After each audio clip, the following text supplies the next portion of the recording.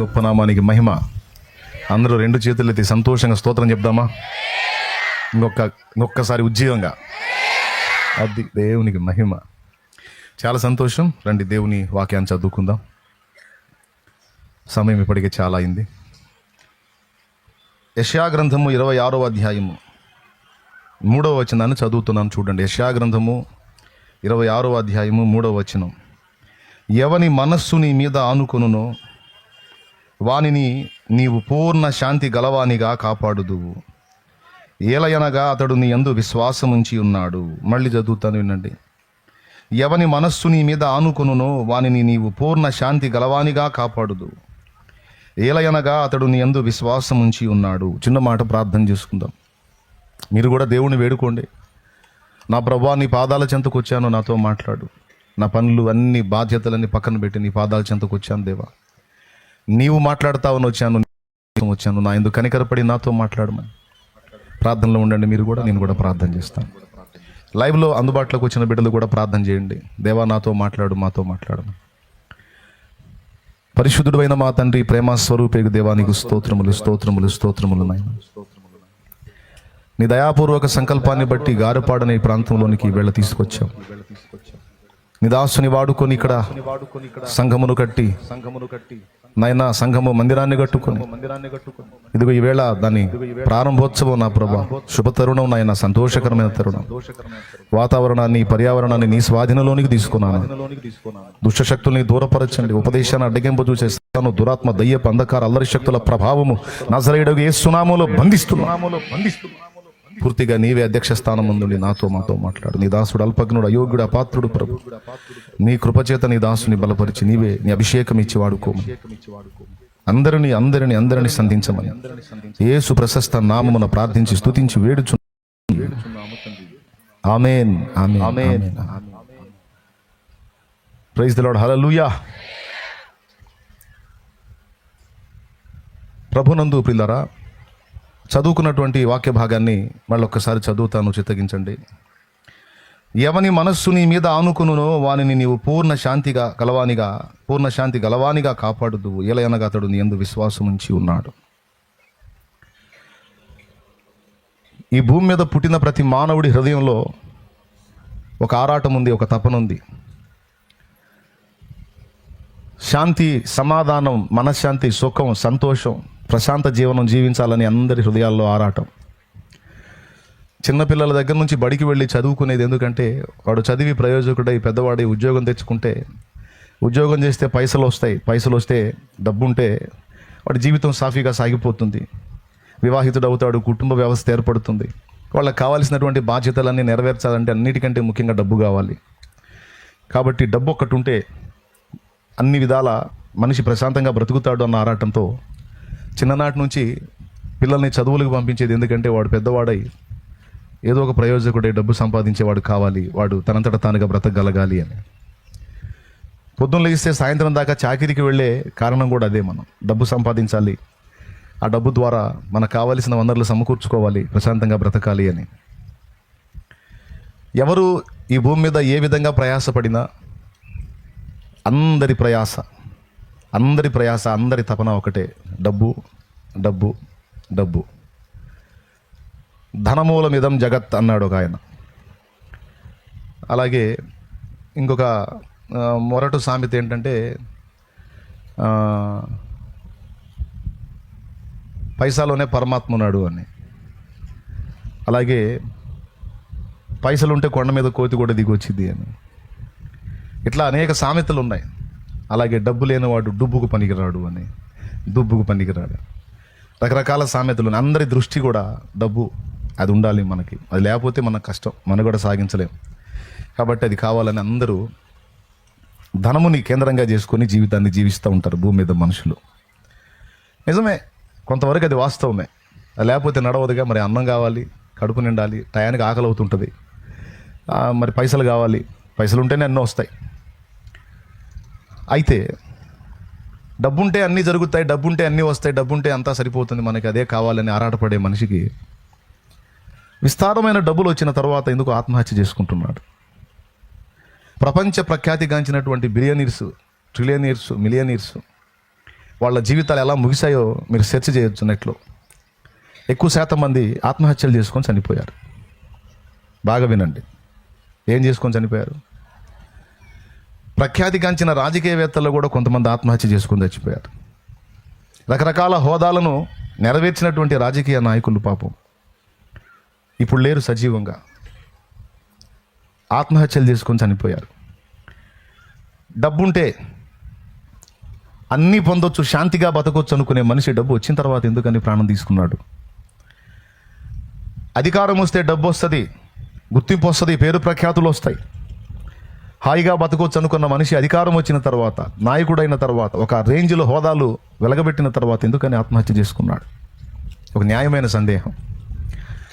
Cinema యాక్టర్స్ని కూడా మీరు చూడొచ్చు. ప్రఖ్యాతిగాంచినటువంటి నటుల్లో చాలామంది, ఒక రేంజ్లో ఎదిగినటువంటి నటుల్లో చాలామంది ఆత్మహత్యలు చేసుకున్నారు. హీరోయిన్స్ చనిపోయారు, హీరోస్ కూడా కొంతమంది, అలాగే సైడ్ యాక్టర్స్ కొంతమంది ఆత్మహత్యలు చేసుకొని చనిపోయారు.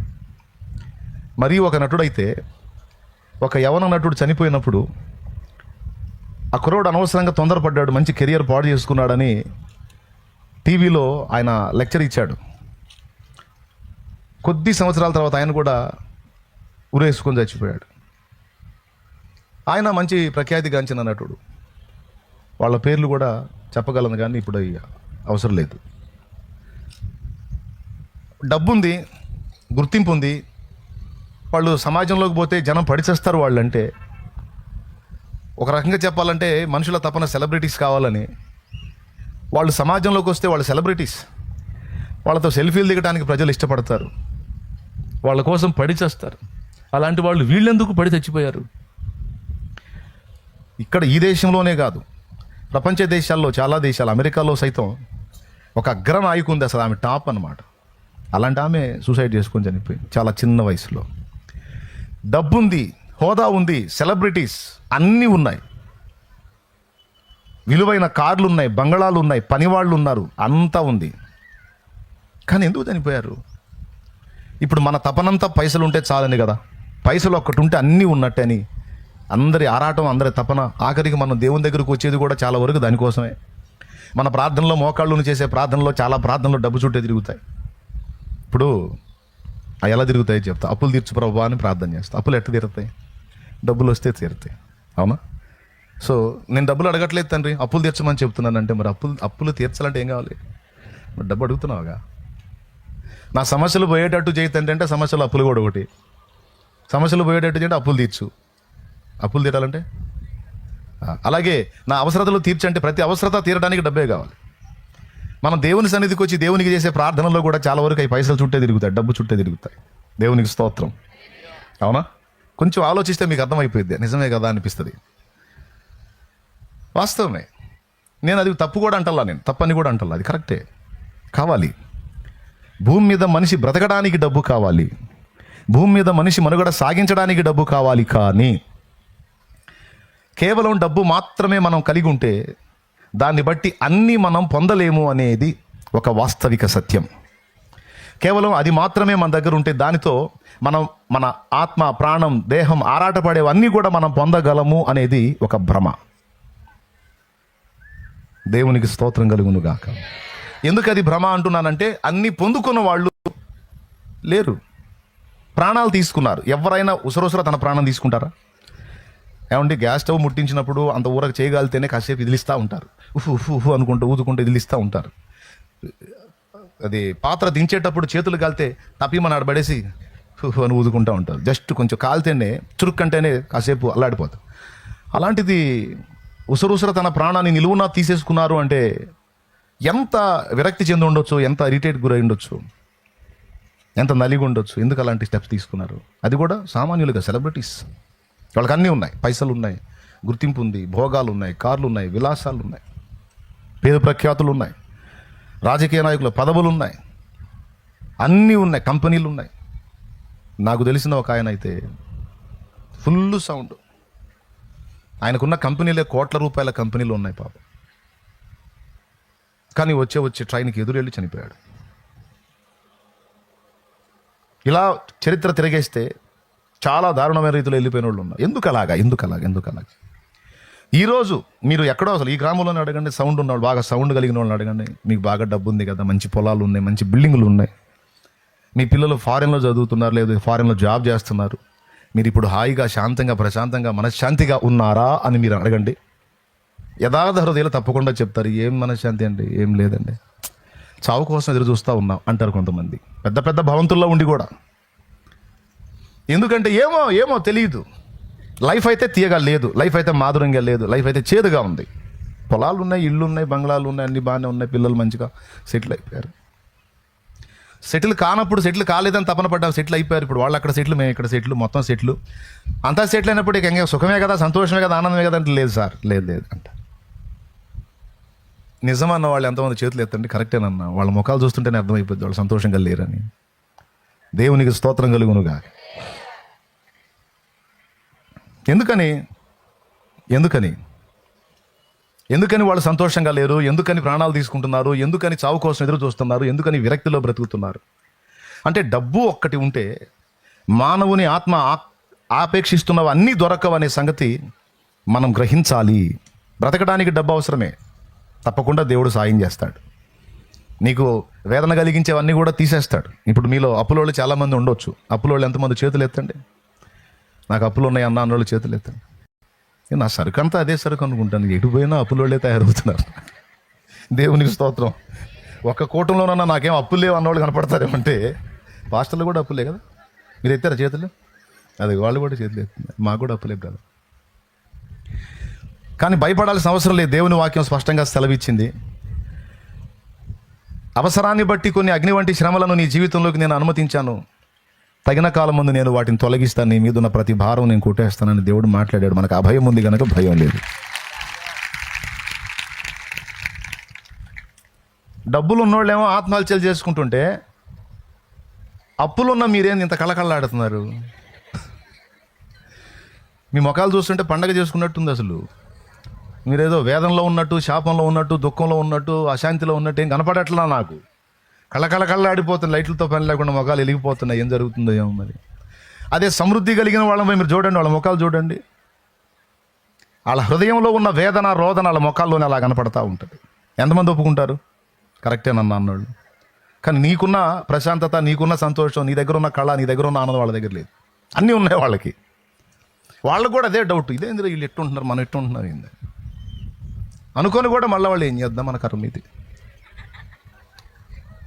ఏందో సాగు ఇంకా రావట్లా, ఏందో పొద్దు పడుతుంది తెల్లారుతుంది, ఏందో ఈ జీవితం అలాగ అయిపోతా ఉంది, ఏందో అని శూన్యంలో బతుకుతున్నారు. నేను ఎలా చెబుతున్నానంటే మనుషుల మనస్తత్వాలు, జీవితాలు అన్నీ చూసి, నేను రోడ్డు మీద పోయేటప్పుడు ఏదో పైమోహం వేసుకొని పోను, ఎదురు చూసుకుంటా, అన్నీ గమనిస్తూ ఉంటా. ఓ పశువు దాని యొక్క ఫీలింగ్ ఏంటి, దాని అన్వేషణ ఏంటి, ఒక మనిషి ఆ వ్యక్తి ఫీలింగ్ ఏంటి, ఆ మనిషి అన్వేషణ ఏంటి. నేను మా మందిరానికి పోయే బజార్లో రోజు వస్తా పోతా ఉంటా కదా, ఒక ఆమె ఉంటుంది పాపం, ఒక్కతే. రోజు ఆమె డ్యూటీ ఏంటంటే పొద్దున్నే అంత తింటాం, బయటకు వచ్చి అరుగు మీద కూర్చోవటం. వాళ్ళ ఇంటి బయట అరుగు ఉంది, అరుగు మీద కూర్చుంటుంది, ఇట్లా పెట్టుకుంటుంది, ఇంక చూస్తూ ఉంటుంది. మళ్ళీ మధ్యాహ్నం టైంకి మళ్ళీ లోపల పోయి అన్నం తిని వచ్చింది, మళ్ళీ ఆ తినగానే మళ్ళీ బయట అరుగు మీదకి వచ్చి కూర్చుంటుంది. చాలా రోజులు అదే పనికి చూశాను నేను. చాలా బాధ అనిపించింది నాకు. ఏంది ఆమె జీవితం ఏంది అసలు, దేవుడా ఆమె పరిస్థితి ఏంది? ఏం లేదు, రెండో డ్యూటీయే లేదు ఆమెకి. ఇంకా ఇక రోడ్డు మీదకి వచ్చి అరుగు మీద కూర్చోవటం, వాళ్ళ ఇంటి బయట అరుగు మీద కూర్చోవటం, ఇక వచ్చే బండిని పోయే బండిని, వచ్చేవాళ్ళని పోయేవాళ్ళని, మెండే పుట్టిందాక చూడటమే ఆమె పని. ఎవరితో మాట్లాడినట్టు కనపడదు. పక్క బజార్లు పక్కన ఇళ్ళతో కూడా పలకరించినాడు. కొన్ని సంవత్సరాలు చూసా, జోక్ కాదు, కొన్ని సంవత్సరాలు చూసా. 2012లో మందిరం అక్కడ కట్టింది. 2012లో అంటే ఇప్పటికి దాదాపు 12 నుండి 13 సంవత్సరం కదా, 13వ సంవత్సరం. కొన్ని సంవత్సరాలు చూసామని అదే డ్యూటీ. ఒకరోజు సడన్గా ఇంటి ముందు టెంట్ వేసి ఉంది, ఆమె ఫ్లెక్స్ వేసి ఉంది, అవుట్ లేదు. అప్పుడు అనుకున్నా, ఒక నిరాశాజీవి యాత్ర ముగించుకుంది అని. సంతోషాన్ని, ఆశ్చర్యం చెప్పన, ఆమె కళ్ళ ముందే ఎంతోమంది పరిశుద్ధులు దేవుని సన్నిధికి రావటం వెళ్ళటం, వచ్చేవాళ్ళందరినీ చిత్రంగా చూసి, పోయేవాళ్ళందరినీ చిత్రంగా చూసి, అది ఒక్కసారన్నా వెళ్దామని ఆమె అనుకోవాలా, ఒక్కసారన్నా వెళ్దామని ఆమె అనుకోవాలా. రాలా, అయిపోయింది. ఇప్పుడు ఇంతకు నువ్వు మాకు ఏం చెప్తున్నావు భయ్యా? ఏంది నీ గోల? మమ్మల్ని ఏదో వైరాగ్యంలో తీసుకెళ్తున్నావు ఏంది నీ సోఫా అనుకుంటున్నారా? లేదు. అంటే ఇప్పుడు సంవత్సరాల ఆమె జీవితం అరుక్కి పరిమితం. ఏం ఉపయోగం? ఎందుకని అలా అంటే ఏం చేయాలో తెలియదు ఆమెకి. మరి ఇంకేంటి, ఇంట్లో ఫుడ్ ఉంది, తింటున్న టయానికి వచ్చి కూర్చుంటుంది, వచ్చేవాళ్ళని పోయేవాళ్ళని చూస్తాం, లెక్కేసుకుంటుందో ఏం చేస్తుందో నాకే తెలియదు. అయిపోయింది, కొన్ని సంవత్సరాలు ఖర్చు అయిపోయింది, ఫ్లెక్స్ అయిపోయింది అంటే అర్థమైందా? శాలిటీ రైట్, అర్థం లేదు. ఆ జీవితం ఎందుకు అలా ఖర్చు అయిపోయిందో.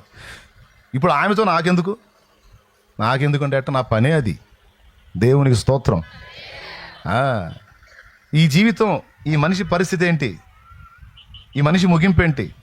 ఇంత టైం అంతా ఖర్చు అయిపోతుంది కదా, ఈమెకి ఎందుకని గ్రహింపు రావటల్లా? అంటే చేయడానికి ఏం లేదు ఆమెకి. అలాగని ఇంకొకటి చెప్తా, ఒక్కసారన్నా నవ్వుతా కనపడలావు నాకు. ఎప్పుడన్నా ఒక్కసారన్నా స్మైలింగ్ ఫేస్లో కనపడితే నో స్మైల్, ఎప్పుడు విషన్న పదం.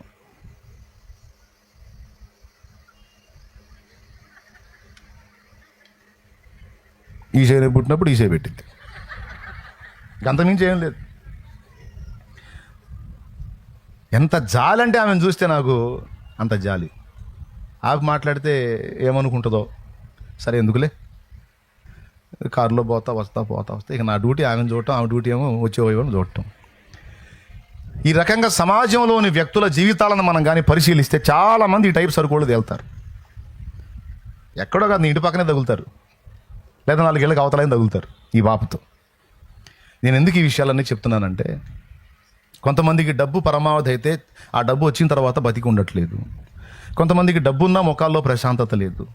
వాళ్ళు ఏదో వెతుకుతున్నారు, ఏదో దొరకట్లా, ఏదో లాస్ అవుతున్నారు. ఆ వేదన, వారి హృదయాల్లో ఉన్న వేదన ముఖాల్లో కొట్టొచ్చినట్టు కనబడుతుంది. వాళ్ళు అలా ఉంటే, సరిగా ఆహారం లేదు, అప్పుల పాలై ఉన్నారు, ఎవడెప్పుడు వచ్చి తిడతాడో తెలియదు, ఏం సామాన్ తీసుకొని పోతాడో తెలియదు, ఎంతలో మాట అంటాడో తెలియదు. ఇలాంటి టెన్షన్స్ పెట్టుకొని మీరేమో ఆనందంగా సంతోషంగా కళకళలాడుతూ ఉన్నారు. అసలు ఏంది తేడా? ఉన్నోడేమో దిగులేసుకొని బతుకుతుంటే, లేకుండా ఇంకా ఎదుటి వాళ్ళకి ఇవ్వాల్సిన పొజిషన్లో ఉండి మీరు ఇంత సంతోషంగా ఉండడానికి కారణం ఏమిటి? అంటే మొత్తానికి డబ్బు ఉన్న వాళ్ళకి దక్కనిదేదో, డబ్బు లేకపోయినా మీకు దక్కుతుంది ఏదో మొత్తానికి. అందును బట్టి మీ ముఖం వెలుగుతుంది. ఏందో అది నాకు తెలియదు. మరి మొత్తానికి ఏదో దొరుకుతుంది. మీకు ఏం దొరుకుతుంది చెప్పండి మీరే. దేవుని కృప దొరికిందా? అబ్బా ఏం మాట అన్నావు సోదరి. ఐశ్వర్యము కంటే కృప ఉత్తమం, జీవము కంటే నీ కృప ఉత్తమం. ఐశ్వర్యము కంటే కృప ఉత్తమం, జీవము కంటే నీ కృప ఉత్తమం. కృపయే లేకుంటే మనుగడలేదు, కృపను మించిన పెన్నిది లేదు. కృపయే లేకుంటే మనుగడలేదు, కృపను మించిన పెన్నిది లేదు. కృప చాలును, నీ కృప చాలును, కృప చాలును, నీ కృప చాలును. ఎన్నటెన్నటికి నీ కృప చాలును, తరతరములకు నీ కృప చాలును. కృప చాలును, నీ కృప చాలును, కృప చాలును, నీ కృప చాలును. దేవునికి మహిమ. దేవుని కృప దొరికిందా మీకు? ఎంతమందికి దొరికింది? అందరికి దొరికిందా? అది దొరకలేదండి వాళ్ళకి, అది దొరకలేదు. ఇది చాలా అన్యాయం కదా. దేవుడు నీకు ఇచ్చిన కృప వాళ్ళకి ఎందుకు ఇట్లా కదా? అన్యాయం. ఏమండి, మీకేమో ఒట్టి కృప ఇచ్చి డబ్బులు ఇలా, అవునా? మనకేం కృప, ప్రభా పైసలు ప్రభు కృపసాలు లేపో అంటున్నాడు. ఏం కృపనా, నన్ను అప్పులైపో, అప్పులు లేదు నీ మొహం లేపో, కృపసాలు లేపో అంటున్నాడు. మనకి వాళ్ళకేమో డబ్బులు, ఇంటి నిండా డబ్బులు ఇచ్చాడు, కృప లేదు. ఇప్పుడు ఎవరు సంతోషంగా ఉన్నారని చూస్తే, ఇంటి నిండా డబ్బులు ఉన్నోళ్ళేమో విషన్న వదనాలతో ముఖాలు వేదనతో ఉన్నాయి. కేవలం కృప మాత్రం పొందిన వాళ్ళ ముఖాలు ఏం ట్యూబ్ లైట్ల కంటే కాంతివంతంగా వెలిగిపోతూ ఉన్నాయి. దేవునికి స్తోత్రం కలుగును గాక. ఏమిటి తేడా? సింపుల్. ఏమిటి తేడా అంటే ఏమి లేదండి. మనుష్య హృదయము వెతుకుతున్న శాంతి, సమాధానము, సంతోషము, బ్రతుకు పరమార్థము ఇవన్నీ కూడా ఆయన తన గుప్పెట్లో పెట్టుకొని కూర్చున్నాడు. అది విషయం. ఎవరు గుప్పెట్లో పెట్టుకొని కూర్చున్నాడు? దేవుని గుప్పెట్లో పెట్టుకొని కూర్చున్నాడు. అర్థమైందా? ఇప్పుడు మీకు విలువైనది, మీకు అవసరమైనది ఏదో నా గుప్పెట్లో పెట్టుకొని నేను కూర్చున్నాను అనుకో, ఇక నువ్వు నన్ను వదిలిపెట్టి నువ్వు ఎక్కడ తిరిగినా నీకు దక్కదు, అది దొరకదు. అది దాన్ని పొందాలి అంటే నువ్వు నా దగ్గరకు రావాల్సిందే. అవునా? ఎందుకంటే అది నా గుప్పెట్లో పెట్టుకొని కూర్చున్నాను, నీకు అవసరమైనది. మనుషుడు ఏం వెతుకుతున్నాడంటే, అంత డబ్బులో ఉందని డబ్బు వెతికాడు, పదవిలో ఉందని పదవి వెతికాడు, ఉద్యోగంలో ఉందని ఉద్యోగం వెతికాడు, హోదాలో ఉందని హోదా వెతికాడు, ఆస్తిలో ఉందని ఆస్తి వెతికాడు, పొలంలో ఉందని పొలం వెతికాడు, స్థలంలో ఉందని స్థలం వెతికాడు. 100 ఎకరాలు కొంటే తృప్తి కలిగిద్దిరా నాకండి. 100 ఎకరాలు కొని తిరగలేక చచ్చాడు. 100 ఎకరాలు ఏడ తిరుగుతారండి? దాదాపు చుట్టుకొలతే 3 కిలోమీటర్లు వచ్చింది. నీ పొలం నువ్వే తిరుగురా అంటే రోజు తిరగలేక సావాలా? దేవునికి స్తోత్రం, హల్లెలూయా. పొలం నీదే, తిరుగంటే తిరిగి పోతాయి, కాళ్ళు పెందలాడిపోతాయి. ఏందిరా 100 ఎకరం ఉన్న తృప్తి లేదు ఏందిరా నాకు? ఉండదు అంతే. ఎందుకంటే ఉన్నది ఆ మట్టిలో లేదు కదా, ఇంకొక డబ్బులో లేదు కదా. ఉంటే నువ్వు దానిలో తృప్తి చెంది హాయిగా బతికేది ఉండే. ఎందుకని నువ్వు వేదంతా బతుకుతున్నావు అంటే నువ్వు అనుకున్నది ఏదో అందులో లేదు. కొన్ని అయితే నీకు అందుతున్నాయి, సౌకర్యాలు అయితే అందుతున్నాయి, కానీ హృదయంలో మాత్రం శాంతి, సమాధానం, సంతోషం, నిజమైన సంతోషం లేదు. కానీ పచ్చడేసుకొని తినే దేవుని పిల్లల విషయంలో చూస్తే మాత్రం వాళ్ళ ముఖాల్లో ఆనందం, ఆ సంతోషం, ఆ ధైర్యం, ఆ పరవశం, ఆ పరిమళం ఈజీగా కనపడుతుంది. ఎందుకు తేడా ఏమిటి అంటే, దీనులైన తన పిల్లలకి, దీనులై తనను ఆశ్రయించిన వారికి దేవుడు తన కృపను అనుగ్రహించాడు. ఆ కృప ఒక్కటి దొరికినందున, ఆ కృపలో మానవ హృదయానికి కావలసిన సమస్తము కూడా దేవుని మూలంగా లభించినందున వారికి లేని ఆనందం, సంతోషం, సమాధానం, ప్రశాంతత, ఇన్ని ఒత్తిళ్ళు ఉన్నప్పటికీ నీకు నాకు దొరికింది. మీలో ఎంతమంది హ్యాపీగా ఉన్నారు? చేతులు ఎత్తండి. అబద్ధాలు ఆడకుండా నిజంగా చేతులు ఎత్తండి. నాకు దేవుని కృపను బట్టనా ఫుల్ హ్యాపీ.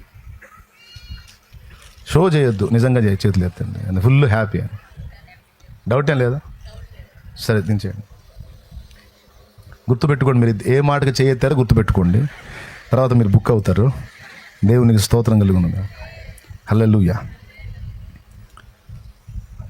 సంతోషంగా ఉన్నారుగా? ఏ ఇబ్బంది లేదుగా? రైట్. అన్న నాకు బలహీనత ఉంది, రోగం ఉందన్న వాళ్ళు చేతులు ఎత్తండి. ఇక షుగర్ లేదా? మరి చేయొద్దు, మర్యాదకు చేయొద్దు. లేదంటే అవి ఏంది అబద్ధాలు ఆడతావు? చేయొద్దు. బీపీ లేదా? గ్యాస్ ట్రబుల్ లేదా? షో చేయొద్దు. ఉంటే చేయొద్దు. నరాల నొప్పులు లేవా? మోకాళ్ళ నొప్పులు లేవా? నడుముల నొప్పులు లేవా? వెన్నుపూస నొప్పి రావట్లేదు అప్పుడప్పుడు? తలనొప్పి రావట్లేదు అప్పుడప్పుడు? మొత్తం రావట్లేదా? కళ్ళు సరిగ్గా పనిచేస్తాయి. ఉంటే చెయ్యత్తవే. ఉన్నాయా నొప్పులు, బాధలు, బలహీనతలు, శోధనలు ఉన్నాయా? మరి ఇందాక ఫుల్ హ్యాపీ అన్నావుగా? ఫుల్ హ్యాపీ, మొత్తం సంతోషం, అసలు మామూలుగా లేదన్నావు. మళ్ళీ ఏమో అన్ని సమస్యలు. సరే, రోగాల వాళ్ళు తీసేయండి. అప్పుల వాళ్ళు చేతులు ఎత్తండి. ఇందాక ఫుల్గా ఎత్తారు. మరి అప్పులా ఎగొట్టినా పర్వాలేదు, ఇవ్వాల్సిందేనా? సమస్యలే. వడ్డీలు కడుతున్నారా? వడ్డీలు తెచ్చారా? ఊరకిచ్చారా? వడ్డీలు తెచ్చిన వాళ్ళు చేతులు ఎత్తండి. అమ్మ, అంతా వడ్డీలు సరికే, బదుళ్ళు ఏం లేవు. వామ్మో, దేవునికి స్తోత్రంగా లేవును గాక. హల్లెలూయా. మరి టెన్షన్ పుట్టట్లేదు వడ్డీ పెరుగుతుంటే? టెన్షనేగా. మరి రోగాలు పెట్టుకొని, అప్పులు పెట్టుకొని, వడ్డీల సమస్యలు పెట్టుకొని, అది కాదు. కానీ ఇంకోటి చెప్పు చెల్లి, మీ ఆయన మారాడా? ఆ తాగుబోతాడు మారాడా? రోజు టార్చర్ అనిపిస్తున్నా లేదా? అబద్ధాలు ఆడుకుని చెప్పు. అనిపిస్తా హ్యాపీ, ఫుల్ హ్యాపీ అని చేయతేవేమి అంటే నువ్వే చెప్పావు కదన్నా, మన కృప దొరికిందండి, అందుకని నేను కూడా సంతోషంగా చేతులు ఎత్తాను. భర్త త్రాగుబోతై ఉన్నాడు, బాధ పెడతా ఉన్నాడు, మాట లేదు, పిల్లలు మాట వినరు, మనం చెప్పేది ఒకటి, వాళ్ళు చేసేది ఒకటి, ఒక పక్క అప్పులు, ఈ వత్తిలన్నిటి దెబ్బకి తలపోటు, గ్యాస్ ట్రబుల్, టయానికి తినక, నరాల వీక్నెస్, రకరకాల బలహీనతలు, మనసు కృంగిబాటు, ఎన్ని తట్టెడు ఉన్నాయి. ఏదో కూటానికి నేను పిలిచానని వచ్చారని కూర్చున్నారని ఏం బాధలేదు, హ్యాపీ. అంటున్నారు. అసలు ఎంతవరకు మీరు నిజం చెబుతున్నారు? అదేముందన్న, నువ్వు ఏ చెబితే తలవపటమేగా అన్నట్టు చేస్తున్నారు మీరు.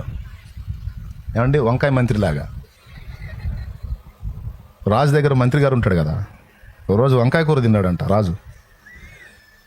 తింటే భలే రుచి అనిపించిందంట. రుచి అనిపిస్తే, ఏమయ్యా మంత్రి, వంకాయ కూర ఎంత టేస్ట్ ఉందా, అసలు ఏంటి అసలు గుత్తి వంకాయను వండారు, మామూలు లేదా అన్నాడంట.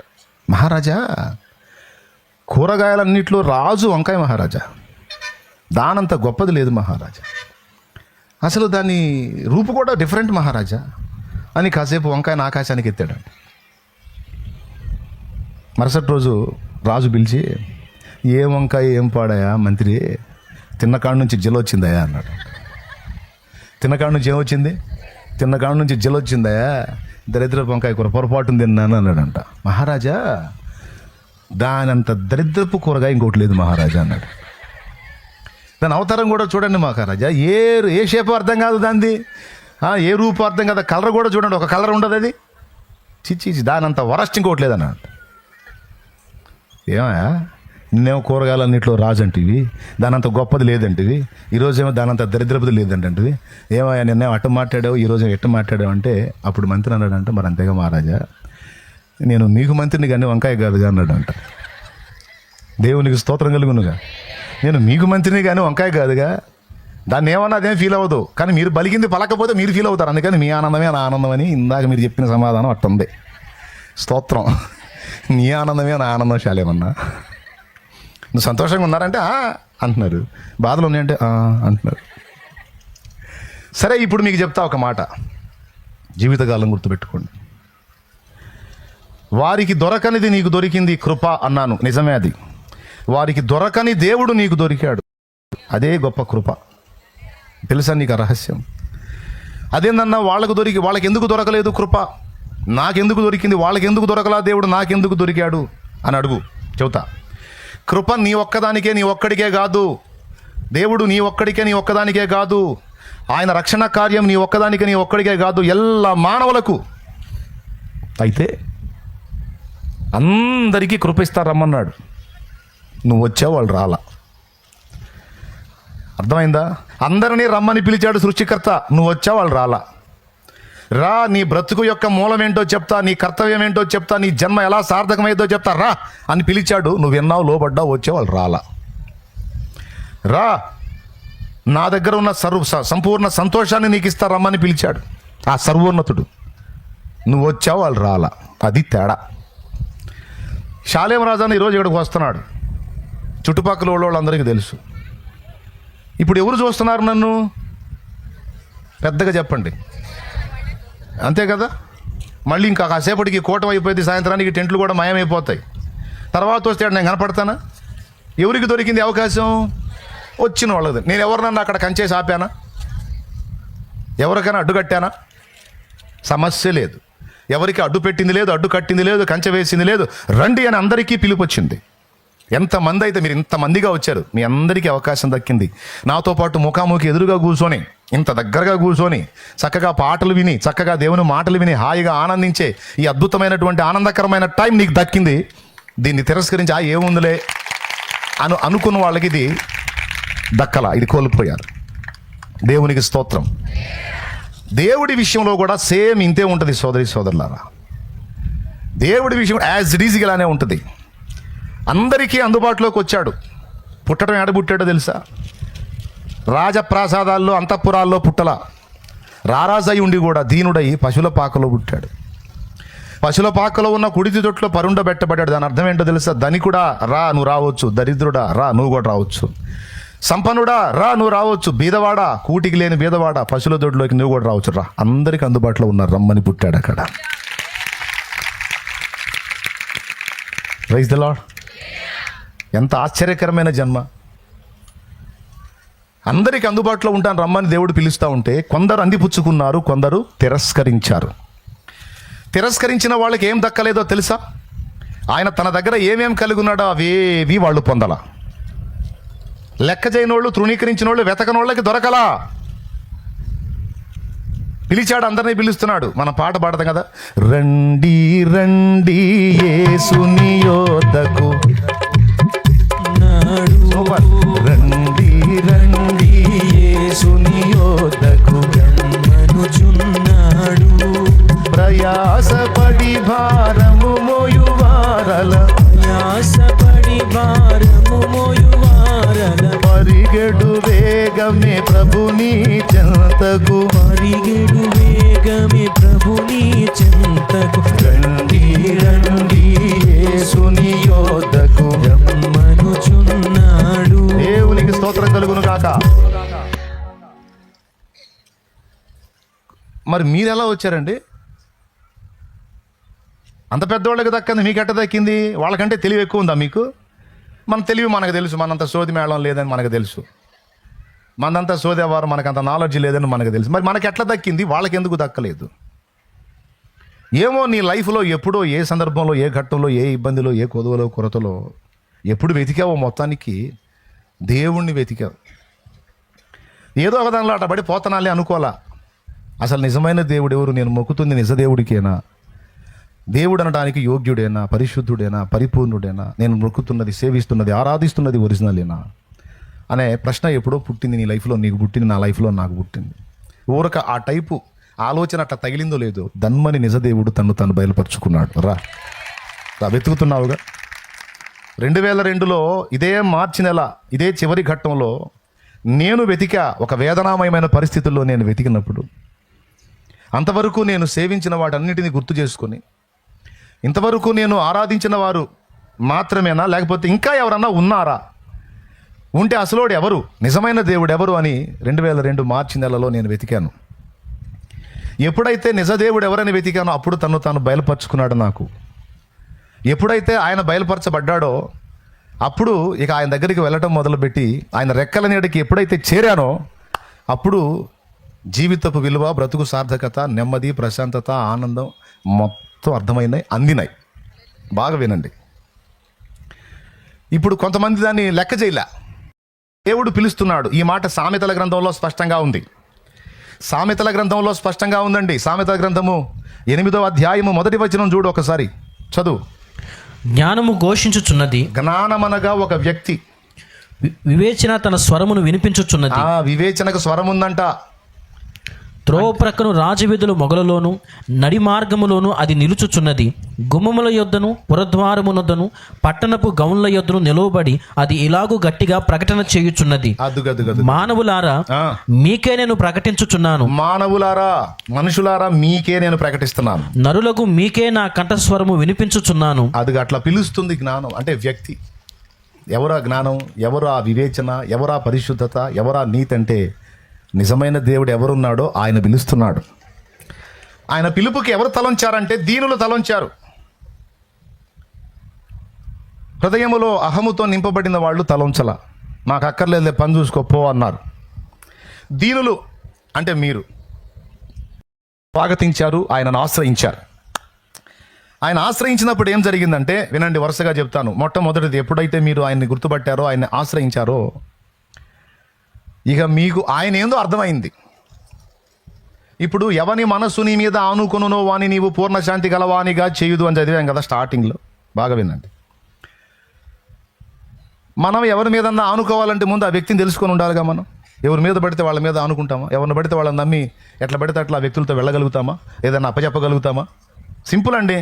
నీ చెవి బుట్టలే ఉన్నాయనుకో, ఇంటికాడ మీ అమ్మగారికి పంపించాలి, నువ్వు రోడ్డు మీద ఉన్నావు, ఎవరో ఒకరిని పిలిచి, ఎరగని వాళ్ళని పిలిచి, ఇదిగో ఇది తీసుకెళ్ళి మా అమ్మకి ఇచ్చిరప్ప అని చెప్పగలవా? ఇంటి పక్క వాళ్ళు కన్నా ఇవ్వగలవా? ఏమో నమ్మకం కుదరదు. కొంతమందిని నమ్మి ఇవ్వలేం. మనం ఏదైనా ఒక బంగారు వస్తువు అప్పచెప్పాలంటే ముందు ఆ వ్యక్తిని నమ్మాలి. అప్పుడే మనం ఆ వ్యక్తి మీద ఆనుకొని అది ఇవ్వగలుగుతాం. ఆ వ్యక్తి ఏంటో మనకు అర్థం అవ్వాలి. మనం ఆ వ్యక్తిని బాగుగా ఎరుగుంటే అక్కడిక్కడ ఎందుకు కదా ఆయనకి తీసుకెళ్ళి ఇస్తాడు. నమ్మకమైనడే తెలుసుగా మనకి ఇచ్చే. ఒక బంగారు వస్తువుని ఇవ్వాలంటేనే అవతల వ్యక్తి నమ్మదగిన వ్యక్తి అయి ఉండాలి. ఆ బ్రతుకునే అప్పచెప్పాలంటే మరి నమ్మదగిన వాడై ఉండాలి. దేవునికి స్తోత్రం కలుగునుగాక. నువ్వు జీవం గల దేవుని దగ్గరకు వచ్చావు, సుబ్బాయమ్మ తీసుకొస్తే వచ్చావో, వెంకాయమ్మ తీసుకొస్తే వచ్చావో, మరియమ్మ పట్టుకొస్తే వచ్చావో, మొత్తానికి ఎప్పుడు వచ్చావో, ఏ రోజు పోయి కూర్చున్నావో, దేవుని పాదాల దగ్గరకైతే ఎవరి నడిపింపుతోనో వెళ్ళావు, లేదా నీకే ఆలోచన పుట్టి వెళ్ళావు, నువ్వు దేవుణ్ణి వెతికావు, కూర్చున్నావు. కూర్చున్న తర్వాత యేసయ్య కాస్తో కూస్తో నీకు అర్థమయ్యాడు.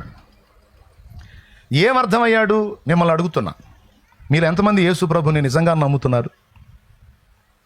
నిజంగా ఆయన్ని నేను నమ్ముతున్నానన్న డౌటే లేదు, పూర్తిగా నేను ఆయన మీద ఆనుకున్నాను అన్నోళ్ళు చేతులు ఎత్తండి. నేను 2 చేతులు ఎత్తుతా. మీరు కూడా 2 రైట్, థ్యాంక్ యూ, శబాష్, చాలా చురుకున్నారు మీరు. నమ్ముతున్నారుగా? ఏం చూసి నమ్మారు? ఇప్పుడు చెప్పండి.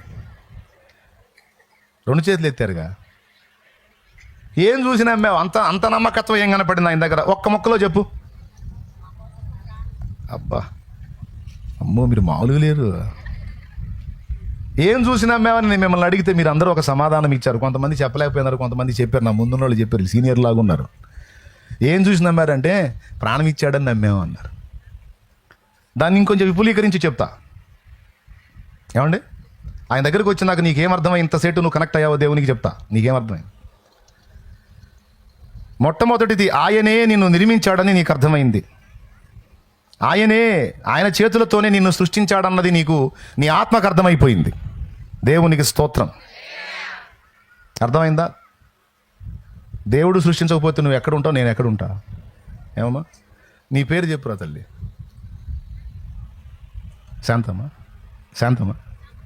శాంతకుమారి, సూపర్. తమ్ముడు నీ పేరు ఏది నాన్న? వెంకటేష్, గుడ్ నాన్న, వెరీ గుడ్. ప్రపంచంలో ఆడవాళ్ళు తక్కువై నువ్వు పుట్టావా? శాంతకుమారి. వెంకటేష్, పురుషోత్తములు లేరని, పురుషులు లేరని నువ్వు పుట్టావా? అవునా? ఒక ప్రశ్న. ఇప్పుడు కోట్ల మంది పురుషులు ఉన్నారా, నువ్వెందుకు? కోట్ల మంది ఆడవాళ్ళు ఉన్నారు, శాంతకుమారి, నువ్వెందుకు? ఒక్కసారి ఆలోచించండి. జనం లేరని మీరు పుట్టారా? లేకపోతే నేనున్నాను, కోట్ల మంది పురుషులు ఉన్నారండి, పురుషులు లేరని నన్ను పుట్టించాడా? హలో, బాగా వినాలి. కోట్ల మంది ఉన్నా వీళ్ళందరితో పాటు శాంతకుమారి కూడా నాకు కావాలి అనుకుని ఆలోచించి కనుక నీకు రూపు ఏర్పడింది, లేకపోతే నీకు లైఫ్ లేదు. కోట్ల మంది ఉన్నా వెంకటేష్ కూడా కావాలి నాకు అనుకున్నాడు కాబట్టి వెంకటేష్ అనేవాడికి జన్మ ఏర్పడింది, సృష్టి చేయబడ్డాడు. ఎవరు అనుకుంటే చేయబడ్డాడో తెలుసా? ఎవరు అనుకుంటే శాంతకుమారి పుట్టిందో తెలుసా? ఎవరు అనుకుంటే? ఆయన అనుకున్నాడు కాబట్టి. ఈ రకంగా అందరూ చెప్పుకోండి. ఇప్పుడు శాలేమరాజు అనేవాడు ఎవరు అనుకుంటే పుట్టాడో తెలుసా? అమ్మాయి అనుకుంటే కాదు, మా అమ్మయ్య వద్దనుకున్నారు. పచ్చి నిజం. 1/2 డజన్ కంటే ఎక్కువ మందికి అన్నారు, 1/2 డజన్ కంటే ఎక్కువ మందిని కన్నారు. 7గురిని కంది మా అమ్మ. 7గురిని కానీ రిక్షా ఎక్కింది. ఇక నా వల్ల కదా ఆపరేషన్ చేయించుకుంటాను. 5గురు ఆడపిల్లలు, 2 మగపిల్లలు, సాలిక అనుకున్నారు. 5గురు ఆడపిల్లలు అండి. ఒకరిని ఇద్దరిద్దరిని కానీ గందరగోళం అవుతున్నారు వాళ్ళు. చూడు, డజన్లు అసలు. దేవునికి స్తోత్రం.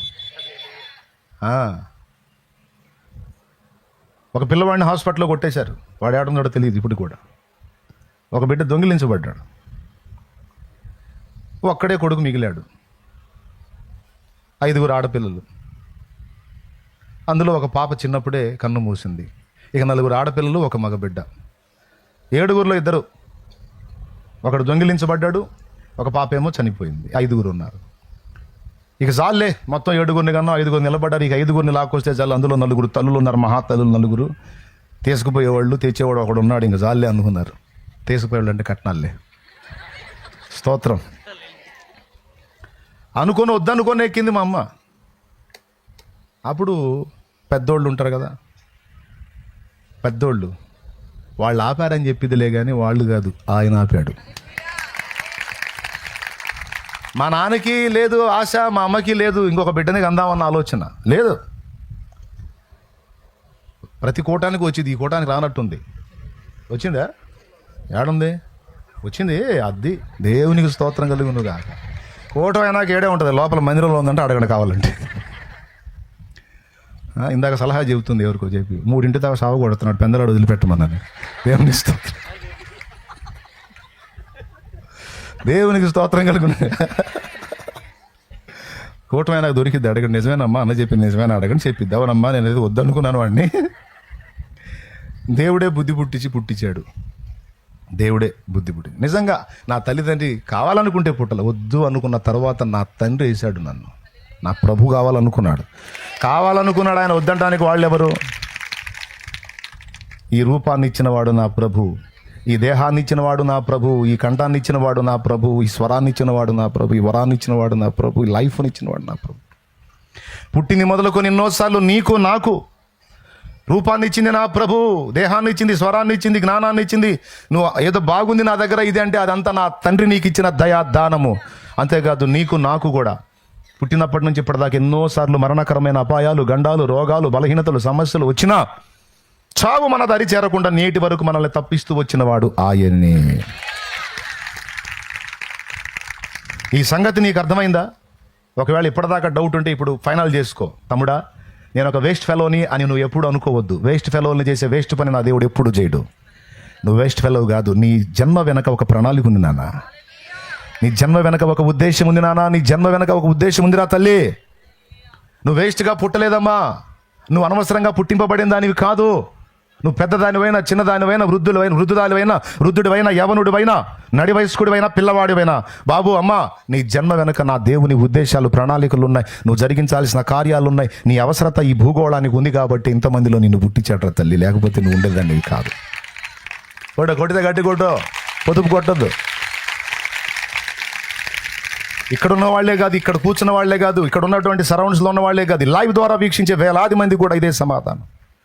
తూనా బతుకు పాడుగాను, నాలాంటి నీచ బతుకు ఇంకోటి కొద్దు, నాలాంటి బతుకు అవసరం అంటావు, ఎందుకు బతుకుతున్నానో, నేను ఎందుకు పుట్టాను అనుకునే వారందరికీ మరొక్కసారి దేవుని మూలంగా చెప్తున్నాను, నువ్వు అనవసరంగా పుట్టలేదు.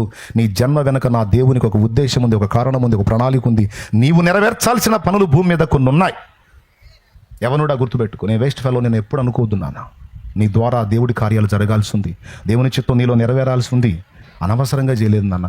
అనవసరంగా ఇన్నాళ్ళు నీకు ఎదురైన ఆపదల్లోంచి నేను కాపాడుకోవాలా, ఒక ఉద్దేశంతోనే కాపాడుకున్నాడు. 15 సంవత్సరాల ప్రాయం ఉన్నప్పుడు కరెంట్ షాట్ కొట్టింది నా. మామూలు షాట్ కాదు, దెబ్బకు అవుట్ అవ్వాల్సింది. కానీ ఆశ్చర్యంగా ఆ రోజు కాపాడబడ్డాను. తర్వాత ఎన్నో ఆపదలు ఎదురైనాయి, అన్నిట్లోంచి తప్పించబడ్డాను. ఎందుకు నన్ను బ్రతికించాడు దేవుడు? కొన్నిసార్లు నేను ఈ చిత్తంలోకి రాకముందు, సేవలోకి రాకముందు, పరిచయంలోకి రాకముందు చాలాసార్లు నా లైఫ్ని గురించి నేను అనుకున్నాను. ఏమన్నా తెలుసా? నాలాంటి ఒకడు పుట్టడం అవసరం అంటావా? బ్రతకడం అవసరం అంటావా? ఉనికిలో ఉండటం అవసరం అంటావా? దేవుడా, ఎందుకు పుట్టించావు నన్ను?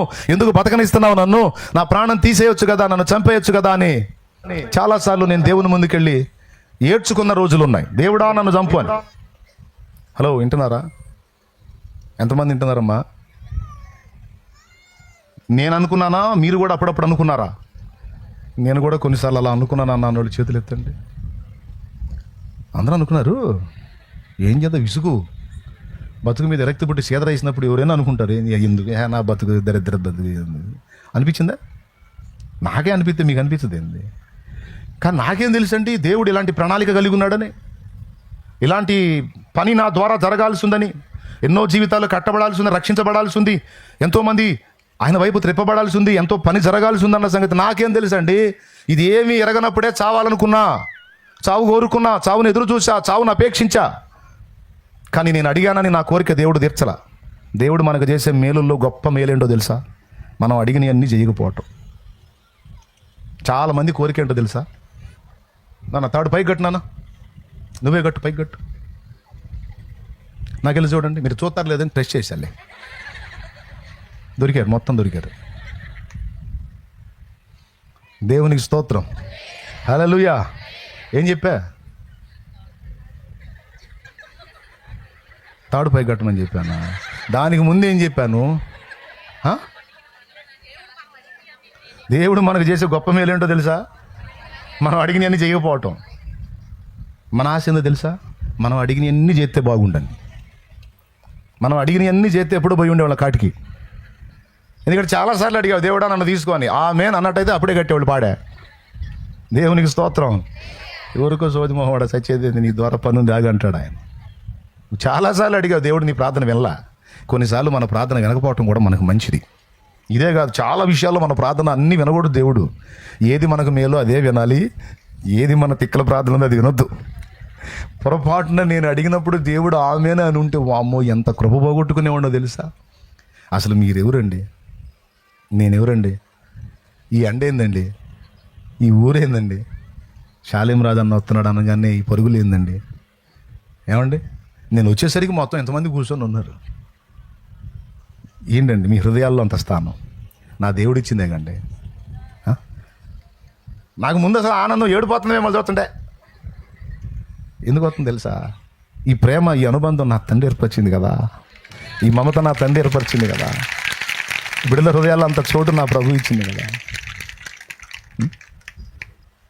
తులువనైన నాకు ఇంత విలువ కలిగేనని, తూలిరాలిపోయే బ్రతుకు వింత మలుపు తిరిగేనని, తులువనైన నాకు ఇంత విలువ కలిగేనని, తూలిరాలిపోయే బ్రతుకు వింత మలుపు తిరిగేనని, ఊహించలేదయ్యా ఈ జీవితం, వర్ణించలేదయ్యా ఈ భాగ్యం.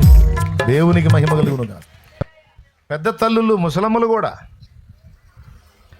ఇంత పెద్ద వయసులో వాళ్ళకి ఏం కర్మండి, శుభ్రంగా మంచంలో పండుకొని అంత తిని హాయిగా నెత్తి కింద దుప్పటేసుకొని హల్లెలూయా అని పాడి స్తుతింపనోరారే జనులారా నోరారా ఊరు అనుకుంటూ కూర్చోవచ్చు.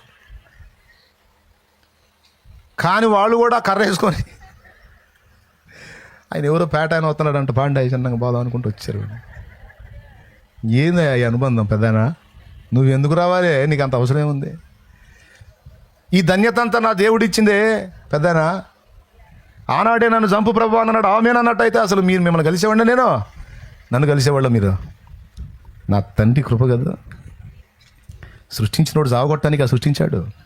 ఇక్కడ ఉన్నవాళ్ళు ఎవరన్నా అనుకుంటే మర్చిపోండి ఆలోచనని, కదిలితే మేలితే సావన్నా రావట్లా సత్యపోయిద్ది అని సావటానికి ట్రై చేసిన వాళ్ళు, సావును కోరుకునే వాళ్ళు ఎప్పుడు అడుగుద్దా మాట. దేవుణ్ణి గాయపరిచిద్దా మాట తెలుసా, నీకు బాధ పెట్టిద్ది.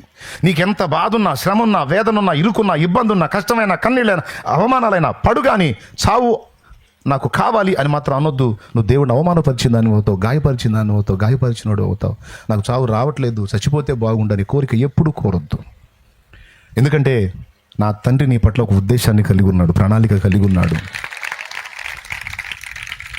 ఆయన నిన్ను ప్రేమించి, విను నిన్ను ప్రేమించి నువ్వు కావాలనుకొని ఒక మట్టి బొమ్మని కానీ మనిషి చేసుకున్నట్టు నిన్ను నిర్మించుకున్నాడు రా తల్లి. తమ్ముడా, నిన్ను నిర్మించుకున్నాడు నాన్న. నీ దయగల తలంపులే రూపునిచ్చినవి, నీదు హాసములే నన్ను నిర్మించుచున్నవి. నీ దయగల తలంపులే రూపునిచ్చినవి, నీదు హాసములే నన్ను నిర్మించుచున్నవి. నీ చిత్తమే నాలో నెరవేర్చుచున్నావు, నీ అంతఃపురములో నన్ను చేతుదువు. నీ చిత్తమే నాలో నెరవేర్చుచున్నావు, నీ అంతఃపురములో నన్ను చేతుదువు. నా జీవిత భాగస్వామివి నీవు, నా ప్రాణముతో పెనవేసుకున్నావు నీవు. నాకే సమృద్ధిగాని కృపను పంచావు, నా యేసు రాజా కృపాసాగరా అనంత స్తోత్రార్హుడా. నాకే సమృద్ధిగాని కృపను పంచావు, నా యేసు రాజా కృపాసాగరా అనంత స్తోత్రార్హుడా. దేవునికి మహిమ. నేను ఎలుగెత్తి గట్టిగా స్తోత్రం చెప్పండి. మంచి విషయాలు చెప్తా, బాగా వినండి, పోగొట్టుకోవాకండి. మళ్ళీ ఎప్పుడు వచ్చేది అవకాశం దొరకదు తెలియదు. దేవుడు నిన్ను నన్ను ప్రేమించి నిర్మించాడు. వినండి, నీ అవసరత భూగోళానికి మాత్రమే అనుకోవద్దు. నీ అవసరత భూగోళానికి కాదు, ఈ లోకములో నుండి మనం తీయబడిన తర్వాత కూడా నీ అవసరత నా అవసరత ఉంది. మనతో పని ఉంది దేవుడికి.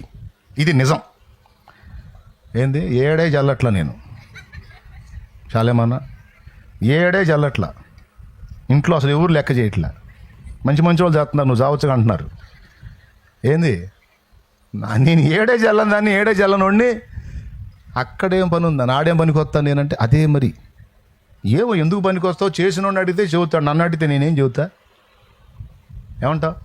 నువ్వు కూర్చోవాలా ఏమయ్యా అసలు ఇంత చలనోడిని నన్ను ఎందుకు చేసావు దేవా నువ్వు అడుగు, చెబుతాడు ఆయన. ఇక్కడ ఉంది నీతో పని, అక్కడ కూడా ఉంది.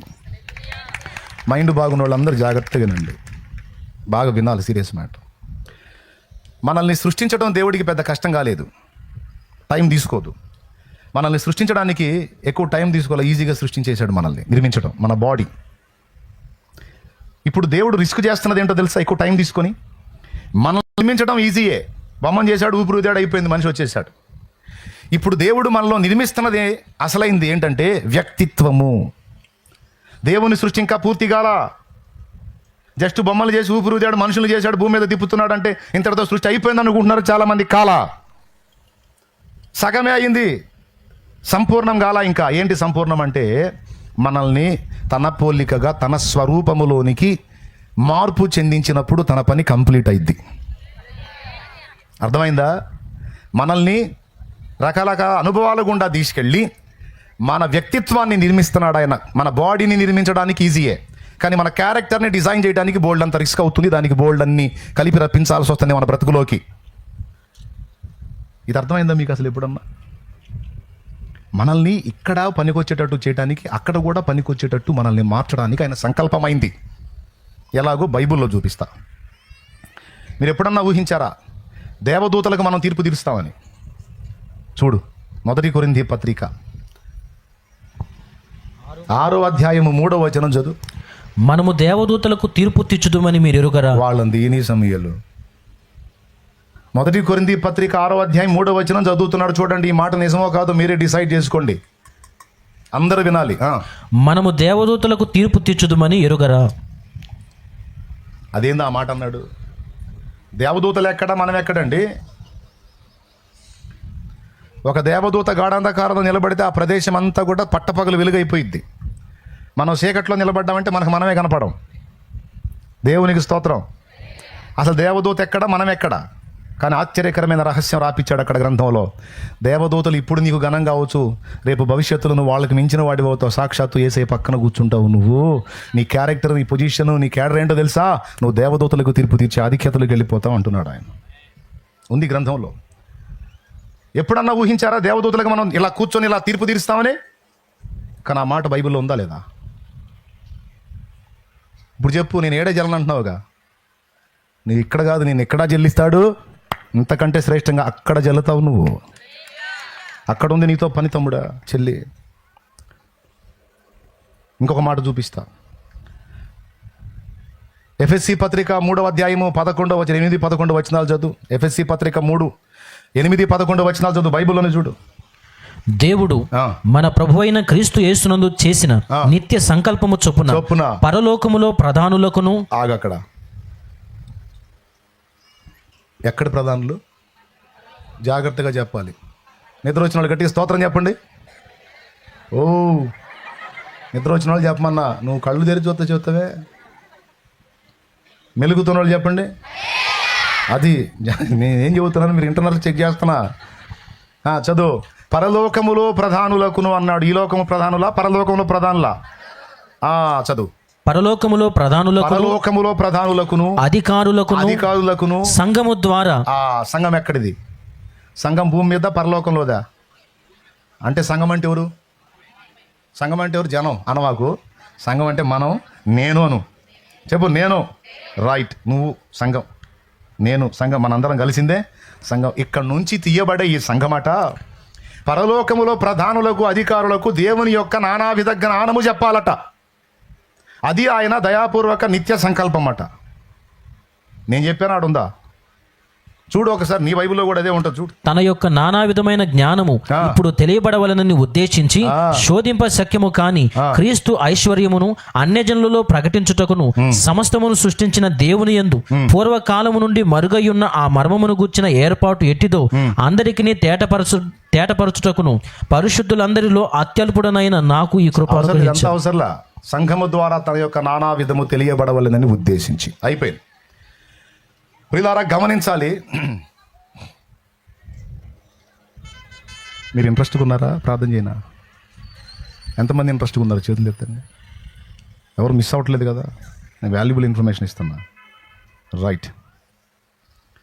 దేవుని దగ్గరకు వచ్చినాక నీకు ఒకటి అర్థమైంది, లోకస్తులకు అర్థం కాలాది, నీకు అర్థమైంది ఏంటంటే నిన్ను ఆయనే నిర్మించాడని. ఎందుకు నిర్మించాడో చెప్తున్నా. మొట్టమొదటిది, భూమి మీద నీతో పనుంది, రేపు చచ్చిన తర్వాత కూడా దేవుని రాజ్యంలో నీతో పని ఉంది ఆయనకి. ఏమిటేమిటి ఆ పని అంటే, ఒకటి, దేవదూతలకు నువ్వు తీర్పు తీర్చాల్సి ఉంది. అక్కడున్న ప్రధానులకు, అధికారులకు దేవుని యొక్క నానావిధ జ్ఞానం నువ్వే చెప్పాల్సి ఉంది. విచిత్రం ఏంటంటే మనకు అర్థమైనంతగా దేవుడు వాళ్ళకి అర్థం కాల. అదే మరి తేడా. మనకు అర్థమైనంతగా వాళ్ళకి అర్థం కాల. వాళ్ళకి ఎప్పుడు ఒకటే పాట. పరలోకంలో ఏం పాట చెప్పండి వాళ్ళకి? పరిశుద్ధుడు పరిశుద్ధుడు పరిశుద్ధుడు అని మానగ గాన ప్రతి గానముల చేత దేవుని సన్నుతిస్తున్నారు. వాళ్ళకి అదే పాట ఇప్పుడు. కానీ మనకి ఎన్ని పాటలు? యేసయ్యతో ఉన్న అనుబంధాన్ని గురించి ఎన్ని పాటలండి మనకి, ఎన్ని అనుభవాలండి మనకి. మనకున్నంత అనుభవం ఆయనతో, ఆయన మనస్సు, ఆయన వ్యక్తిత్వం, ఆయన సౌందర్యం, ఆయన ప్రేమ, వాత్సల్యం, మమకారం, మంచితనం, సహాయం, ఆయన సమస్తము దాదాపు చాలా వరకు మనకు తెలిసినంతగా వాళ్ళకి అందల. దేవునికి స్తోత్రం. అర్థమైందా? ఇంకా చెప్పాలంటే ఆయన దేవుడుగా వారి మధ్య ఉన్నాడు, మన వంటి మనిషిగా మనతో మసలుకొని తన వ్యక్తిత్వం అంతా మనకు బయలుపరిచాడు. ఆయన చాలా వరకు బయలుపరిచాడు. అందుకే మనకు తెలిసినంతగా వాళ్ళకి. కాబట్టి ఇప్పుడు మనం చేసే 2 పనులు చెప్పాం. మొట్టమొదటిది, అక్కడ పోయినాక ఏం చేస్తాం? బంగారు రోడ్ల మీద గడపర తీసుకొని రోడ్లు దవ్వుకోవటమే. కొంతమందికి అక్కడ బంగారు రోడ్లు ఉంటాయంటే ముందే ఆలోచన చేస్తారు, ఏం పెట్టి తవ్వితే వచ్చింది బంగారం అని. దేవునికి స్తోత్రం. బంగారు రోడ్ల మీద తిరగటమే కాదు పిచ్చి మొహమా, దేవదూతలకు తీర్పు తీరుస్తామని రాయించాడు. అంతేకాదు అక్కడున్న వాళ్ళకి దేవుని గురించి మన అనుభవాలన్నీ చెప్తామని రాయించాడు. వాళ్ళు వింటారట. చెప్పు, నీ అనుభవం చెప్పు, నా దేవుని గురించి కొన్ని సంగతులు చెప్పని వాళ్ళు అడుగుతారంట. నిన్ను పెద్దయినవు, నిన్ను అడుగుతారు, నన్ను అడుగుతారు, మనల్ని అడుగుతారు, అక్కడ వాళ్ళు అడుగుతారు, మనం చెప్తామట. 2, మూడవది, సింహాసనం ఇస్తానన్నాడు, కిరీటం ఇస్తానన్నాడు, రాజదండం ఇస్తానన్నాడు. ఈ 3 ఎవరికి ఇస్తారు? రాజులకు, రాణులకు ఉంటాయి. ఎవరికి? ఇప్పుడు మనకి ఇంటి మీద చెత్త లేదు, నెత్తి మీద రూపాయి పెడితే దమ్మిడికి జల్లనట్టుంది బతుకు. స్తోత్రం, హల్లెలూయా. కానీ ఆయన అంటున్నాడు, ఇక్కడ చెల్లుబాటు కావట్లేదు అనుకోవద్దు, ఇక్కడ అనుభవాల కోసం అలాంటి శ్రమ, అలాంటి దీనస్థితి నీకు ఇచ్చాను. కానీ రేపు నీ ద్వారా నేను చేయాలనుకున్న పని గొప్పది, నువ్వు సింహాసనం మీద కూర్చొని ఏలుబడి చేస్తావని మాట్లాడుతున్నాడు. నేను చెప్పానా? గ్రంథంలో ఉందా? ప్రకటన గ్రంథము 2వ అధ్యాయము. ఇంటికి పోయాక చదువుకోండి, మళ్ళీ అన్ని తిప్పాలంటే టైం తీసుకుంటుంది. చదువు లేని వాళ్ళకి అర్థం కాదు. అందుకే ఏమన్నాడో తెలుసు? జయించు వాణిని నేను జయించి నా తండ్రి సింహాసనమందు కూర్చుండి ఉన్న ప్రకారము జయించు వాణిని నా సింహాసనమందు కూర్చుండనిస్తున్నాను. ప్రకటన గ్రంథం 3వ అధ్యాయము 19వ వచనంలో మాట్లాడాడు చూడు. 21వ వచనం చదువు. నేను జయించి నా తండ్రితో కూడా ఆయన సింహాసనమునందు కూర్చుండి ఉన్న ప్రకారము జయించు వాణిని నాతో కూడా నా సింహాసనమునందు కూర్చుండనిచ్చెదను. ఏమండి, మీరు పాట ఎత్తుకుంటే దన్మని పాడతారు. ఇప్పుడు ఒక పాట ఎత్తుకుంటా, ఇక మిమ్మల్ని ఆపలేం, పాడతారు ఖచ్చితంగా. అలాంటి పాట అది. ఆ పాటలో ఉన్న మాట పట్టుకోండి ఈరోజు. నీ వారసత్వముకై నా జయము కోరింది నీవేనని, అత్యున్నతమైన సింహాసనమును నాకీచుటలో నీకు అసాధ్యమైనది ఏమున్నది, అసాధ్యమైనది ఏమున్నది. ఆగో ఎంతలో మాట అన్నారో తెలుసా? ఇప్పుడు మీరు ఎంత అద్భుతమైన మాట అన్నారో తెలుసా? చూడండి ఒక్కసారి, మళ్ళీ పాడతాను. ఆ మాట ఏందో మీరు చెప్పాలి ఇప్పుడు. నీ వారసత్వముకై నా జయము కోరింది నీవేనని, అత్యున్నతమైన సింహాసనమును నాకీచుటలో నీకు అసాధ్యమైనది ఏమున్నది, అసాధ్యమైనది ఏమున్నది? ఆగు, ఇప్పుడు చెప్పు. ఏంది ఏంది నువ్వు పాడిన పదం ఏంది అసలు? అసలు నువ్వేంటి, నీ కెపాసిటీ ఏంటి? అత్యున్నత సింహాసనం కావాలా? కానీ దేవుడు ఏమన్నాడో తెలుసా? నువ్వు కావాలన్నా వద్దన్నా నీ కేటాయించానమ్మా అన్నాడు ఆయన. ఎందుకని ప్రభువా? నువ్వు నా బిడ్డవమ్మా, నువ్వు నా కుమార్తెవరా, నా కుమారుడివి, నువ్వు నా రక్తానివి, నా శరీర రక్తాలు వారం తీసుకున్నావు కదరా, నా బిడ్డవమ్మా, నువ్వు నాతో పాటు కూర్చుంటావు సింహాసనం. మరి లేకపోతే దేవదూతలు నీ చేత తీర్పెట్ట పొందుతారు. దేవుని పక్కన నువ్వు కూర్చుంటే వాళ్ళు లోబడతారు నీకు. దేవదూతలకు తీర్పు అంటే తెలుసా? తీర్పు తీర్చేది దేవుడు, తర్వాత మనం అన్నాడు. ఎవరి పక్కన కూర్చుంటావు నువ్వు పోయి? పెద్దగా చెప్పండి. యేసయ్య పక్కన. యేసయ్య పచ్చి పెద్దగా చెప్పు. ఆయన ఎవరు? దేవుడు. యేసయ్య ఎవరు? ఆయన పక్కన నువ్వు కూర్చున్నట్టు నువ్వెవరు? అసలు ఏ స్థానం అది? నమ్మగలవా? కానీ చదివావుగా, నా సింహాసనంలో కూర్చోబెడతాను అన్నాడుగా. సింహాసనం ఎవరికి అమ్మ?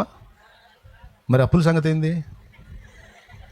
నువ్వు అప్పులు తీర్చవా అంటే సింహాసనం ఇస్తాను, అక్కడ తీర్పు తీరుతావు కానీ, నువ్వు అక్కడ చెబుతావు కానీ అంటే ఇక్కడ ఎవరని చెప్పు. వెంటనే ముందు మనకి సింహాసనం అనగానే సింహాసనం స్తోత్రం అని రాదు. అక్కడ సింహాసనం ఏమో కానీ చాలేమన్నా, ఇక్కడ నెల వస్తుంది, మళ్ళీ వడ్డీ ఏం కట్టాలన్నారు.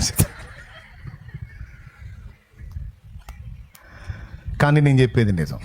ఇక్కడ ఎందుకు అప్పులు అయినాయో కూడా చెప్తాను నేను. ఇక్కడ ఎందుకు సమస్యలు ఉన్నాయో కూడా మనకు చెప్తాను నేను.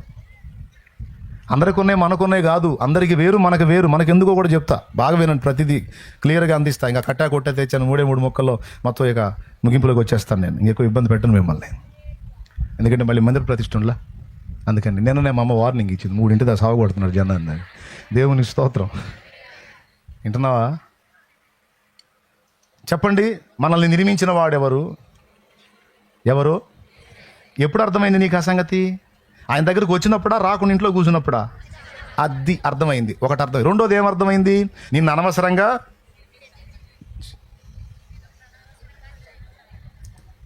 కొనుక్కోవాకండి. సౌండ్ పెంచి చెప్పండి, దండం పెడతా చెప్పండి.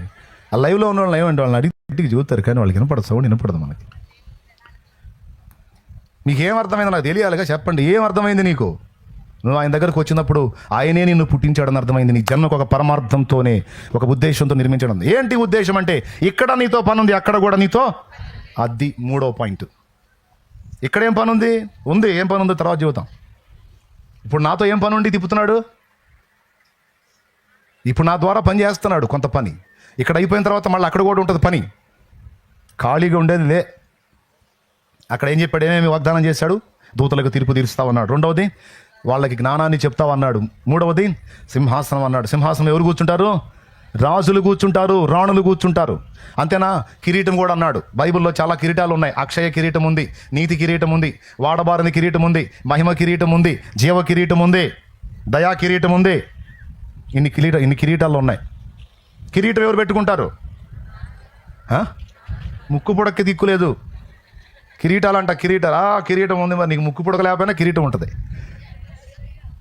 ఇప్పుడు చెప్పు, సింహాసనం ఎవరిది? రాజులది. కిరీటం ఎవరికి? ఈ 2 నీకు ఇస్తానని దేవుడు వాగ్దానం చేశాడా లేదా? పాట.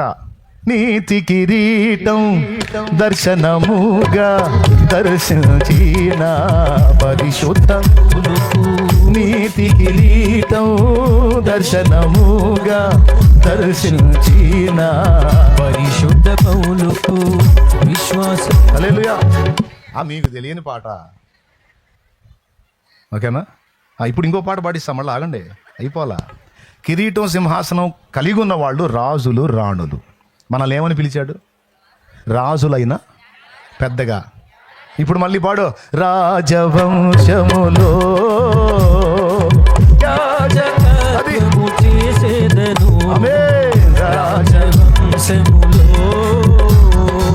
యాజకత్వము చేసేదను, కృపామయుడా నీలోన, కృపామయుడా నీలోన నివసింపజేసి నందునా.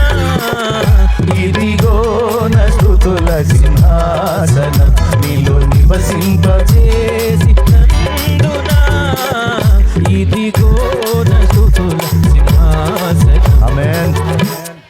ఏం పాడుతున్నారండి. నువ్వేమో భూమి మీద ఉన్నంతసేపు స్తుతుల సింహాసనం వేస్తావు, రేపు నీకు అక్కడికి పోయిన తర్వాత అయినా ఒరిజినల్ సింహాసనం వేసి కూర్చోబెడతారు. నేను చెప్పనా, నువ్వు ఏడుస్తావు, ఆ రోజు ఏడుస్తావు, ఘోరంగా ఏడుస్తావు. అధోగతి స్థితిలో ఉన్న నిన్ను తీసుకొచ్చి మహిమలోకి తీసుకెళ్ళి మహిమలో చేర్చడమే కాకుండా అసలు పరలోకం పోవటమే గొప్ప విషయం అయితే అక్కడ తీసుకెళ్ళి ఒక రాజ్యాన్ని, కొంతమంది సమూహాన్ని నీ చేతికి అప్పగించి వీళ్ళందరినీ ఏలటానికి ఇదిగో నువ్వు నియమించబడ్డావు, నీవు రాణివమ్మా, ఇదిగో నీవు రాజువయ్యా అని నిన్ను కూర్చోబెడితే నీకు సౌండ్ ఉండదు, కన్నీళ్ళు వస్తాయి. అక్కడ వాక్యం నెరవేరిద్ది, ప్రతి వాని కన్నుల నుండి వాని బాష్ప బిందువులు ఆయన తుడిచివేయును అన్నది. ఆనంద బాష్పాలు అంటారే, బాష్ప బిందువులు అంటే ఏడుపు అంటే ఎందుకు ఏడుస్తావో తెలుసా? సంతోషం తట్టుకోలేక.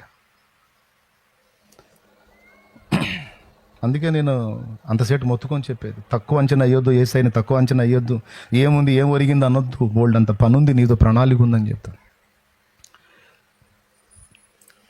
నీ కొరకే తన ప్రాణము పెట్టిన ప్రేమను చూడమ్మా. పాటలు ఎక్కువ అవుతున్నాయిలే, ఏమండి ఎక్కువ అవుతుంది. మరి అసలు సంగతి పడేదా? అందులో చివరి లైన్లో అంటాడు, రక్షణనిచ్చి రాణిగా చేసే యేసు రాజు. అది నీ కొరకే తన ప్రాణము పెట్టిన ప్రేమను చూడమ్మా, నిన్ను చూడక ఉండలేని ఆ ప్రేమే నిజమమ్మా. అందరూ నిన్ను మరచిన గాని మరువని స్నేహితుడే, కొందరిలాగా మధ్యలో నిన్ను విడువని ప్రేమికుడే. అందరూ నిన్ను మరచిన గాని మరువని స్నేహితుడే, కొందరిలాగా మధ్యలో నిన్ను విడువని ప్రేమికుడే. రక్తము పోసి ప్రేమ లేఖ నీకు రాసిన నీ ప్రియుడే, రక్షణనిచ్చి రాణిగా చేసే యేసురాజు గనుడే. కళ్ళ ఎరుగని తెల్ల పావురమపై పైకెగిరావా, కఠినమైన ఈ లోకపు పోకడ కానక ఉన్నావా.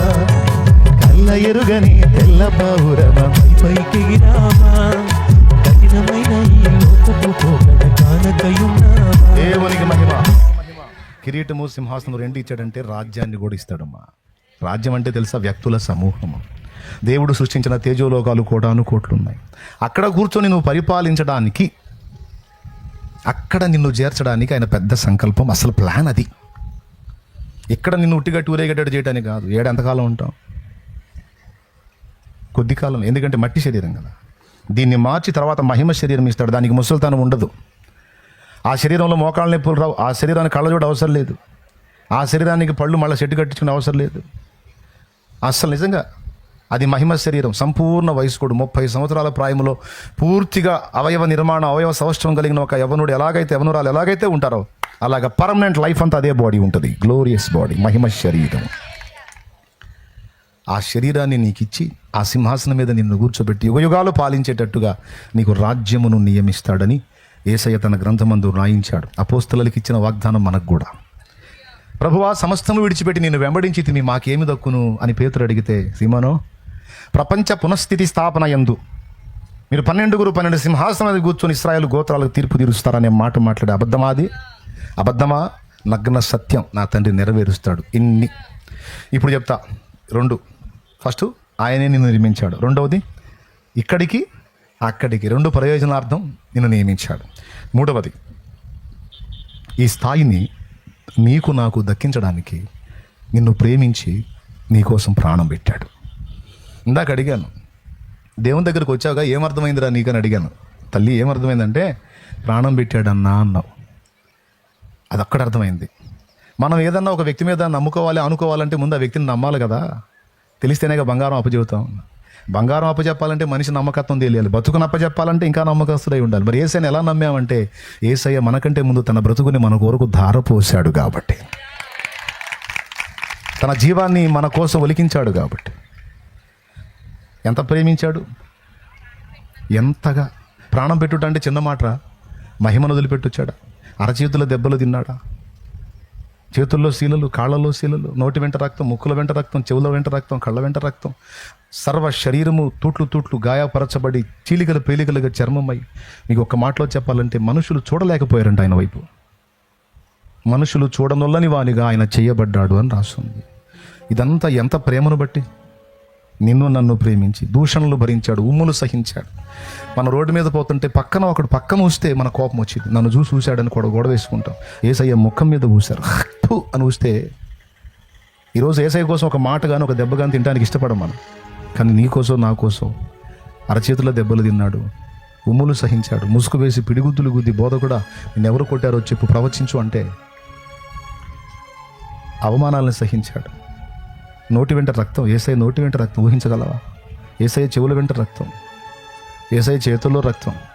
నువ్వు ఆరాధించే యేసయ్య, నువ్వు ప్రార్థించే యేసయ్య, నువ్వు ప్రేమించే యేసయ్య కాళ్ళ వెంట రక్తం, చేతుల్లో 2, కాళ్ళల్లో 1, 3 మేకులు, తల నిండా ముళ్ళ చేత గుచ్చబడిన ముళ్ళ కిరీటం, సర్వ శరీరం అరికాలు మొదలు నడినెత్తి వరకు, శిరం మొదలుకొని శ్రీపాదం వరకు ఆయన దేహము చీలికలు పేలికలు, వస్త్రం చినిగినట్టు చినిగిపోయినట్టు చర్మం. ప్యాషన్ ఆఫ్ ద క్రైస్ట్ మూవీలో చూపించింది, యేసు ప్రభు పొందిన దానిలో నేను చూపించింది 1% ఉంటుందేమో, ఇంకా చాలా పొందాడు ఆయన అని చెప్పాడు ఆయన. ఎల్ల మానవుల పాపాల నిమిత్తం ఆయన అంత చిత్రవాదన అనుభవించాడు. దాని అంతటి సాక్ష్యం ఏంటో తెలుసా? నా కుమారుడా, నువ్వంటే నాకు ఇంత ఇష్టం రా అని చెబుతున్నాడు ఆయన. నువ్వంటే నాకు ఇంత ఇష్టం రా నా కుమారుడా, నా కుమారి, నువ్వంటే నాకు ఇంత ప్రేమ, నాకు ఇంత ప్రాణం రా నువ్వంటే.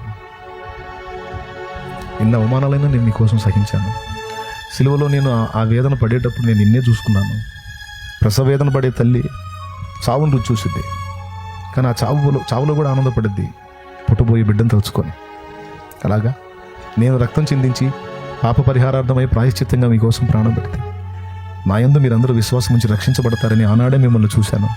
మిమ్మల్ని తలుచుకొని ఆ బాధ అంతా భరించాను అని యేసయ్య అంటున్నాడు. నిన్నే తలుచుకున్నాను నా కుమారి, నిన్నే తలుచుకున్నాను నా కుమారుడా అంటాడు ఆయన. ఒట్టి మాటలుగా నిజం. ఎంతమందిలో నువ్వు ఉన్నా, ఏ మూల కూర్చున్నా, నువ్వు మనసులో ఏమనుకుంటున్నా నా తండ్రి నీతోనే సూటిగా మాట్లాడుతున్నాడు. నువ్వు ఎంతమందిలో ఉన్నా నేను నీ వైపే చూస్తాను, నిన్ను గుర్తిస్తాను. నువ్వు నాకు తెలుసు, నేనే నిన్ను నిర్మించాను, నీకోసం ప్రాణం పెట్టాను, చిత్రవదన అనుభవించాను, అవమానాలు, ఉమ్ములు, కొరడా దెబ్బలు నీకోసమే సహించాను, నేను నిన్ను ప్రేమిస్తున్నాను అని నేను రుజువు చూపించాను అని మాట్లాడుతున్నాడు యేసయ్య. హల్లెలూయా, హల్లెలూయా. ఇది మీలో ఎంతమందికి స్పష్టంగా అర్థమైందండి? ఇక నీకేం నమ్మకం వచ్చిందో తెలుసా? నన్ను ప్రేమించి నేను పాపినై ఉన్నప్పుడే, నేను మంచివాడిని కాదు, మంచిదాన్ని కాదు, నేను చెడిపోయిన స్థితిలో ఉండగానే, నాశనమైన నరకానికి పోవాల్సిన స్థితిలో ఉండగానే నా కోసం చచ్చిపోయేంత ప్రేమను కనపరిచాడు. కన్నవాళ్ళు సైతం మంచోడైతే బతుకురా అంటారు, చెడిపోయినోడైతే వీడు సావుకొచ్చాడు, ఎప్పుడు చస్తాడో వీడు అనుకుంటారు. కానీ పూర్తిగా చెడిపోయిన పాపినై ఉండగానే నేను బ్రతకాలని, బాగుండాలని నా కోసం తన ప్రాణాన్ని బలిపెట్టిన నా ప్రభు, ఆయనకంటే నమ్మకస్తుడు ఎవరు? ఆయనకంటే ప్రేమించేవాడెవరు? ఆయనకంటే యథార్థవంతుడు ఎవరు అని నీకు అర్థమైంది. ఎప్పుడైతే ఈ విషయం నీకు అర్థమైందో అప్పటి నుంచి ఇక నువ్వు ఆయన మీద ఆనుకోవటం మొదలుపెట్టావు. Praise the Lord. ఏమని అనుకుంటావు తెలుసా? నువ్వు మోకాళ్ళు వేసి ప్రార్థించేటప్పుడు, తండ్రి నన్ను ప్రేమించాను అన్నావే, నా కోసం ప్రాణం పెట్టాను అన్నావే, ఈ బాధతో నలిగిపోతున్నాను ప్రభు అన్ను అడిగా గుర్తుందా? నన్ను ప్రేమించాను అన్నావు గయ్యా, ప్రాణం పెట్టాను అన్నావు గయ్యా, చిత్రవదను అనుభవించావు గయ్యా, నా కోసమే గయ్యా. ఈ బాధ తట్టుకోలేకపోతున్నాను తండ్రి, ఈ శ్రమ భరించలేకపోతున్నాను తండ్రి, ఈ బాధ అని అడిగా గుర్తుందండి. నువ్వు ప్రార్థనలు అడిగా గుర్తుందా? నువ్వు అడిగావు, నా కోసం ఇన్ని చేసావుగా ప్రభా, ఇది చెయ్యవా అని అడిగావు. ఏ ధైర్యంతో అడిగావు? ఆయన చేసింది నిజమని నువ్వు నమ్మావు కాబట్టి. దేవునికి స్తోత్రం. ఆయన ఏమంటున్నాడు తెలుసా? నా కుమారి, నువ్వు అన్నది నిజమే, నిన్ను ప్రేమించి నేను నీ కోసం ప్రాణం పెట్టింది నిజం. ఇంకొక ఆశ కూడా ఉందిరా నాకు. నా కుమారి, నాకు ఇంకొక ఆశ కూడా ఉంది. ఏంటంటే నీ వ్యక్తిత్వాన్ని నా వలె మార్చి నిన్ను నా ప్రక్కన కూర్చోబెట్టుకోవాలన్నది నా ఆశ. నా వ్యక్తిత్వం, నా స్వరూపం నీలోకి రావాలంటే శ్రమల గుండనే నువ్వు ప్రయాణం చేయాలి, సమస్యల గుండనే నువ్వు ప్రయాణం చేయాలి. ఎందుకంటే నేను ఏర్పరిచిన నియమం అది అన్నాడు. దేవునికి స్తోత్రం కలుగును గాక. వినాలి, ఎంతమంది వింటున్నారో? నేను ఏర్పరిచిన నియమం అని నా తండ్రి మాట్లాడుతున్నాడు. పరిశుద్ధ గ్రంథంలో ఒక అద్భుతమైన మాట మాట్లాడాడు తెలుసా? సమస్యలో ఉన్న వాళ్ళందరూ చేతులు ఎత్తండి అంటే చాలామంది చేతులు ఎత్తుతారు.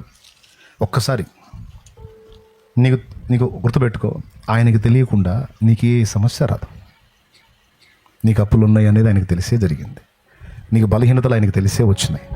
నువ్వు ఇంట్లో పడుతున్న బాధలు ఆయనకు తెలిసే జరుగుతున్నాయి. సమాజంలో నువ్వు అనుభవిస్తున్న అవమానాలు ఆయనకు తెలిసే వస్తున్నాయి. నువ్వు చెయ్యని నిందలు నీ మీదకి ఆయనకు తెలిసే వచ్చాయి. అన్నీ తెలుసు ఆయనకి. ఆయన గుడ్డోడు కాదు, చెవిటోడు కాదు, కళ్ళు లేనోడు కాదు. అన్నీ తెలిసే వచ్చాయి. ఆయన అనుమతితోనే వచ్చాయి. ఎందుకో చెప్తున్నాడు. విలాప వాక్యం ఒకసారి తీసుకోండి. విలాప వాక్యం బైబిల్లోంచి తీసుకోండి. 3వ అధ్యాయం చూడండి.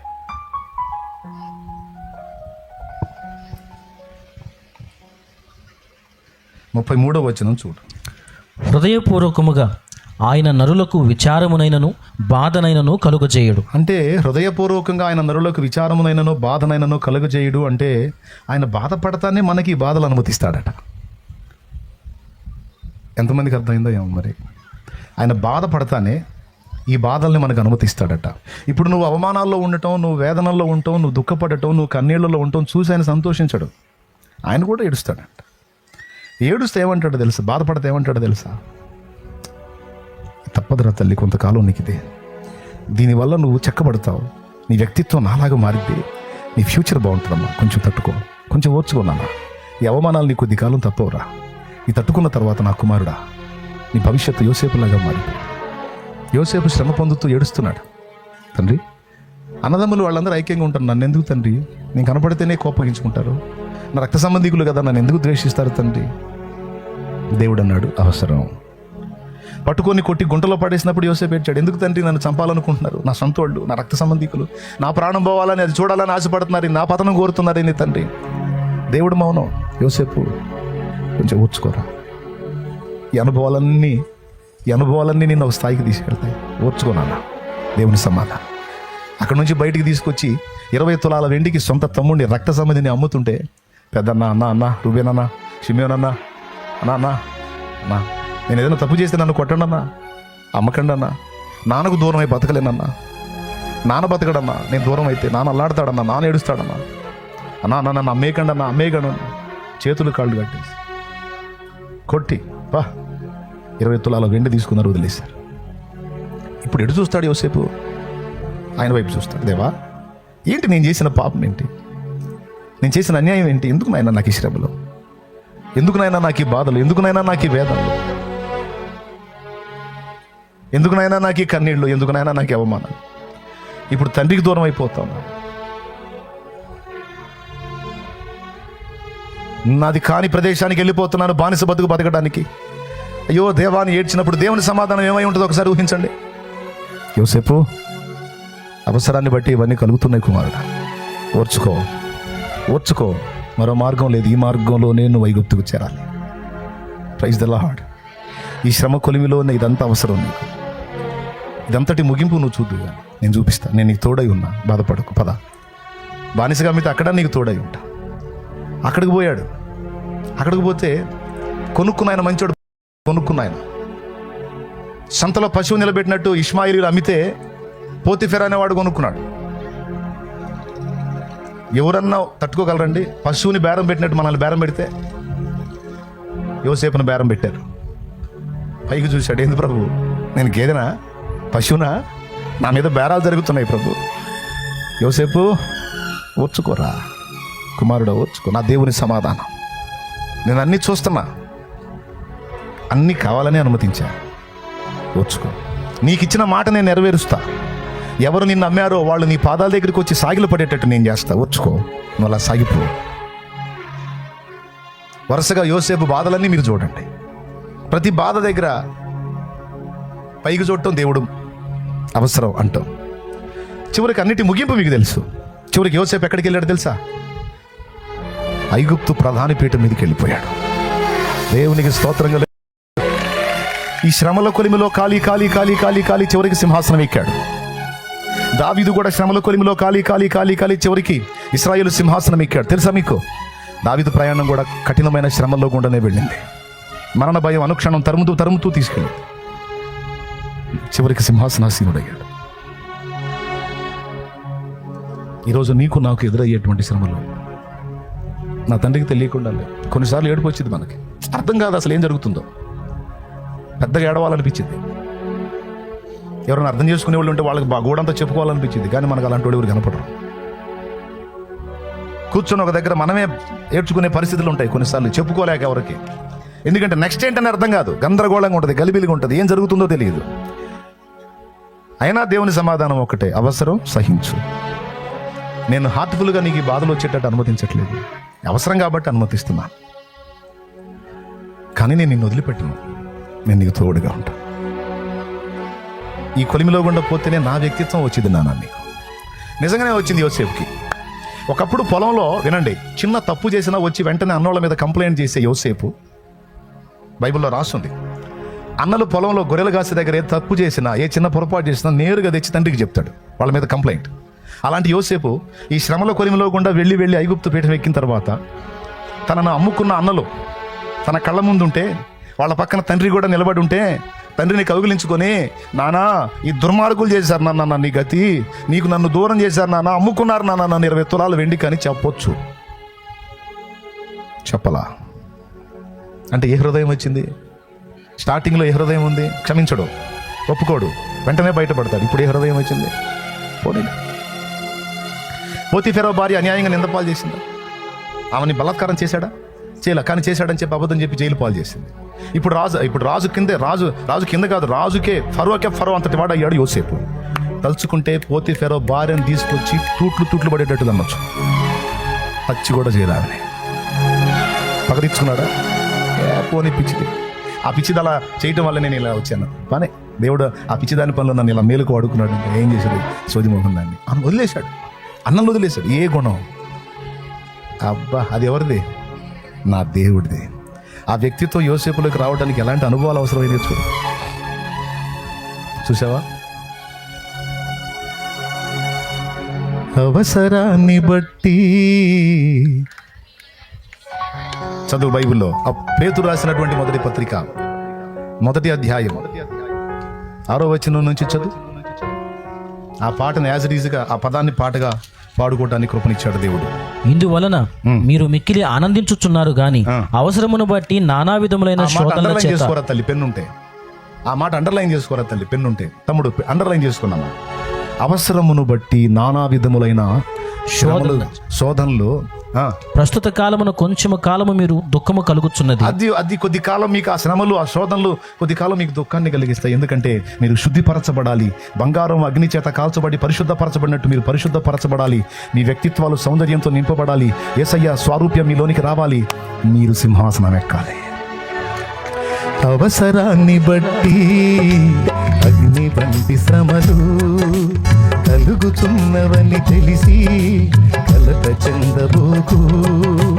అవసరాన్ని బట్టి అగ్ని వంటి శ్రమలు కలుగుతున్నవని తెలిసి కలత చెందబోకు. నిన్ను పిలిచిన దేవుడు నమ్మదగినవాడు. శోధనలో నిన్ను విడిచిపెట్టిపోడు. కంటి పాపల తోడుండి నిన్ను కాచుకుంటాడు. కన్న తండ్రిలా తోడుండి నిన్ను ఆదుకుంటాడు.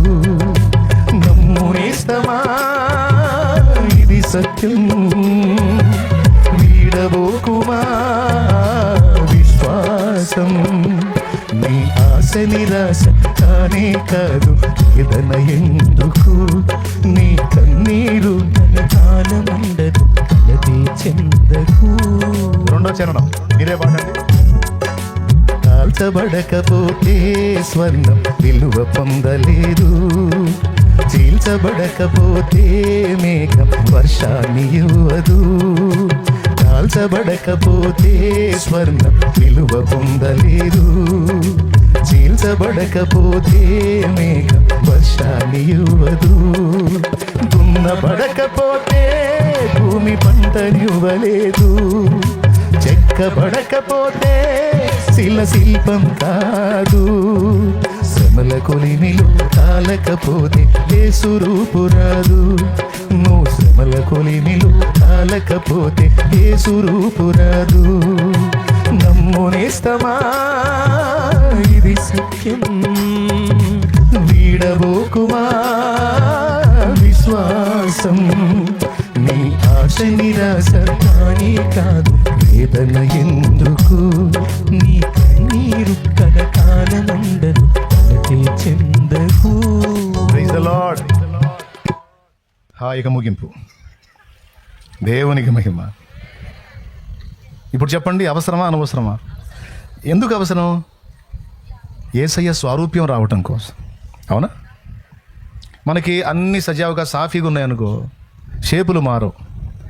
ఈ షేపులు ఇలాగనే ఉంచుకొని, ఈ దరిద్రపు కొట్టు లక్షణాలు ఇలానే పెట్టుకొని అక్కడికి పోయి పెత్తనం చేయలేం కదా. అసలు ఆడికి చేరలేం. ఆడికి చేరాలి, అక్కడ ఆధిక్యతలు కొనసాగాలి అంటే ఇక్కడ షేపులు మారాలి. ఇప్పుడు మనకు వచ్చే అగసాట్లు ఇప్పటికే చాలా మార్చినాయి షేపులు. దేవునికి స్తోత్రం.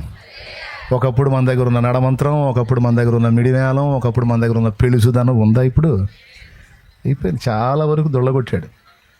దేంతో దొళ్ళగొట్టాడు? సుఖపెట్టాడు అనుకో, నువ్వు అన్నట్టు నిజంగా నువ్వు అన్న సుఖాలే పంపించాడు అనుకో, ఇంకాస్త కరడు కట్టిపోయి కఠినపరచబడతావు. ఈ శ్రమలు ఏం చేసినాయి తెలుసా? నిన్ను మెత్తగా చేసి పడేసినాయి, సున్నిత హృదయం వచ్చేటట్టు చేసినాయి, వ్యక్తిత్వ సౌందర్యం పెంచినాయి. ఒకప్పుడు ఇంత దాన్ని కూడా ఒప్పుకొని నువ్వు ఇప్పుడు పోనీలేబ్బా, ఏమో తగలబడిలే, పోనీలే, యోసేపు అన్నట్టు అంటున్నావు. ఎట్లొచ్చింది ఈ తత్వం? యేసయ్య హృదయపూర్వకంగా విచారం కలగజేయాల, బాధ కలగజేయాల, అవసరాన్ని బట్టి అనుమతించి. పై వచనం చదివితే సమయలు, దేవుడు నరులకు హృదయపూర్వకముగా బాధనైనను విచారమునైనను కలగజేయడు, కానీ ఒకవేళ బాధపరిచినను తన కృపా సమృద్ధిని బట్టి జాలిపడునట. అర్థమైందా? బాధ పెట్టినా ఎందుకయ్యా నన్ను ఇంత శ్రమ పెట్టామంటే, అవసరం లేపించి మాకు అది ఆట్టకాలం ఉండదులే, పోయిదులేబా, తీసేస్తాలేపా అంటాడు. నువ్వు ఎంత తట్టుకోగలుగుతావు అంతవరకే రానిస్తాడు. ఇక నీ వల్ల కాదు, ఇక నువ్వు అడ్డం పడతావు అనుకున్నప్పుడు లేదు, సడన్గా దాన్ని తీసేస్తాడు. అట్లా ఎన్నో జరిగినాయి నీ లైఫ్లో. ఒక్కొక్క ఆపద వచ్చేది ఎట్టొచ్చిందో తెలిసి, ఈ దెబ్బతో పోవటం ఖాయం అన్నట్టుగా వచ్చినట్టే పోయినాయి. మళ్ళీ నువ్వు లైన్లో ఉన్నావు. కానీ వచ్చినాయి అన్నీ నీకు ఏదో ఒకటి తీసుకొచ్చినాయి, షేపులు మార్చినాయి, వ్యక్తిత్వ సౌందర్యాన్ని పెంచినాయి, యేసయ్య రూపాన్ని తీసుకొస్తున్నాయి. ఇప్పుడు చెప్పండి, అవసరమా అనవసరమా? ఎంతమంది చేతులు ఎత్తారు? పాస్టర్లు చేతులు ఎత్తలేదన్నమాట. దేవునికి స్తోత్రం కదా. డౌట్ లేదుగా, అవసరమా? ఇప్పుడు ఏమని అడుగుదాం? యేసయ్య రాని, యేసయ్య పర్వాలేదు, నన్ను నీ పోలికగా. అవునా? ఇవన్నీ పాటలు ఎప్పుడో చెప్పారండి భక్తులు. నేను పాడిన పాటే కాదు, దేవుడు నాకు ఇచ్చిన పాటే కాదు. శ్రమలలో సిలువలో నీ రూపు నలిగినదా పాడాలనుంది కానీ టైం లేదు. ఈసారి ఎప్పుడన్నా మళ్ళీ కూడం పెట్టుకొని ఆ వెనకోళ్ళు చెబితే, శ్రమలలో సిలువలో నీ రూపు నలిగినదా, శిలనైనా నన్ను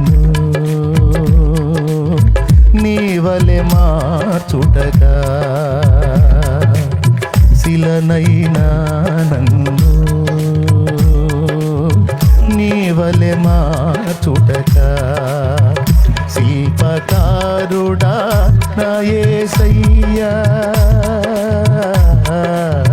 మలచుతుంటివా నీ పోలికగా, శిల్పకారుడా నా యేసయ్యా, మలచుతుంటివా నీ పోలికగా. ఇది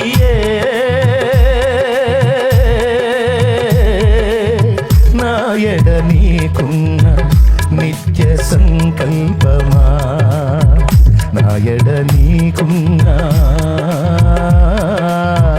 నిత్య సంకల్పమా, ఇంతగా నన్ను ప్రేమించినది నీ రూపము నాలో రూపించుటక. ఇది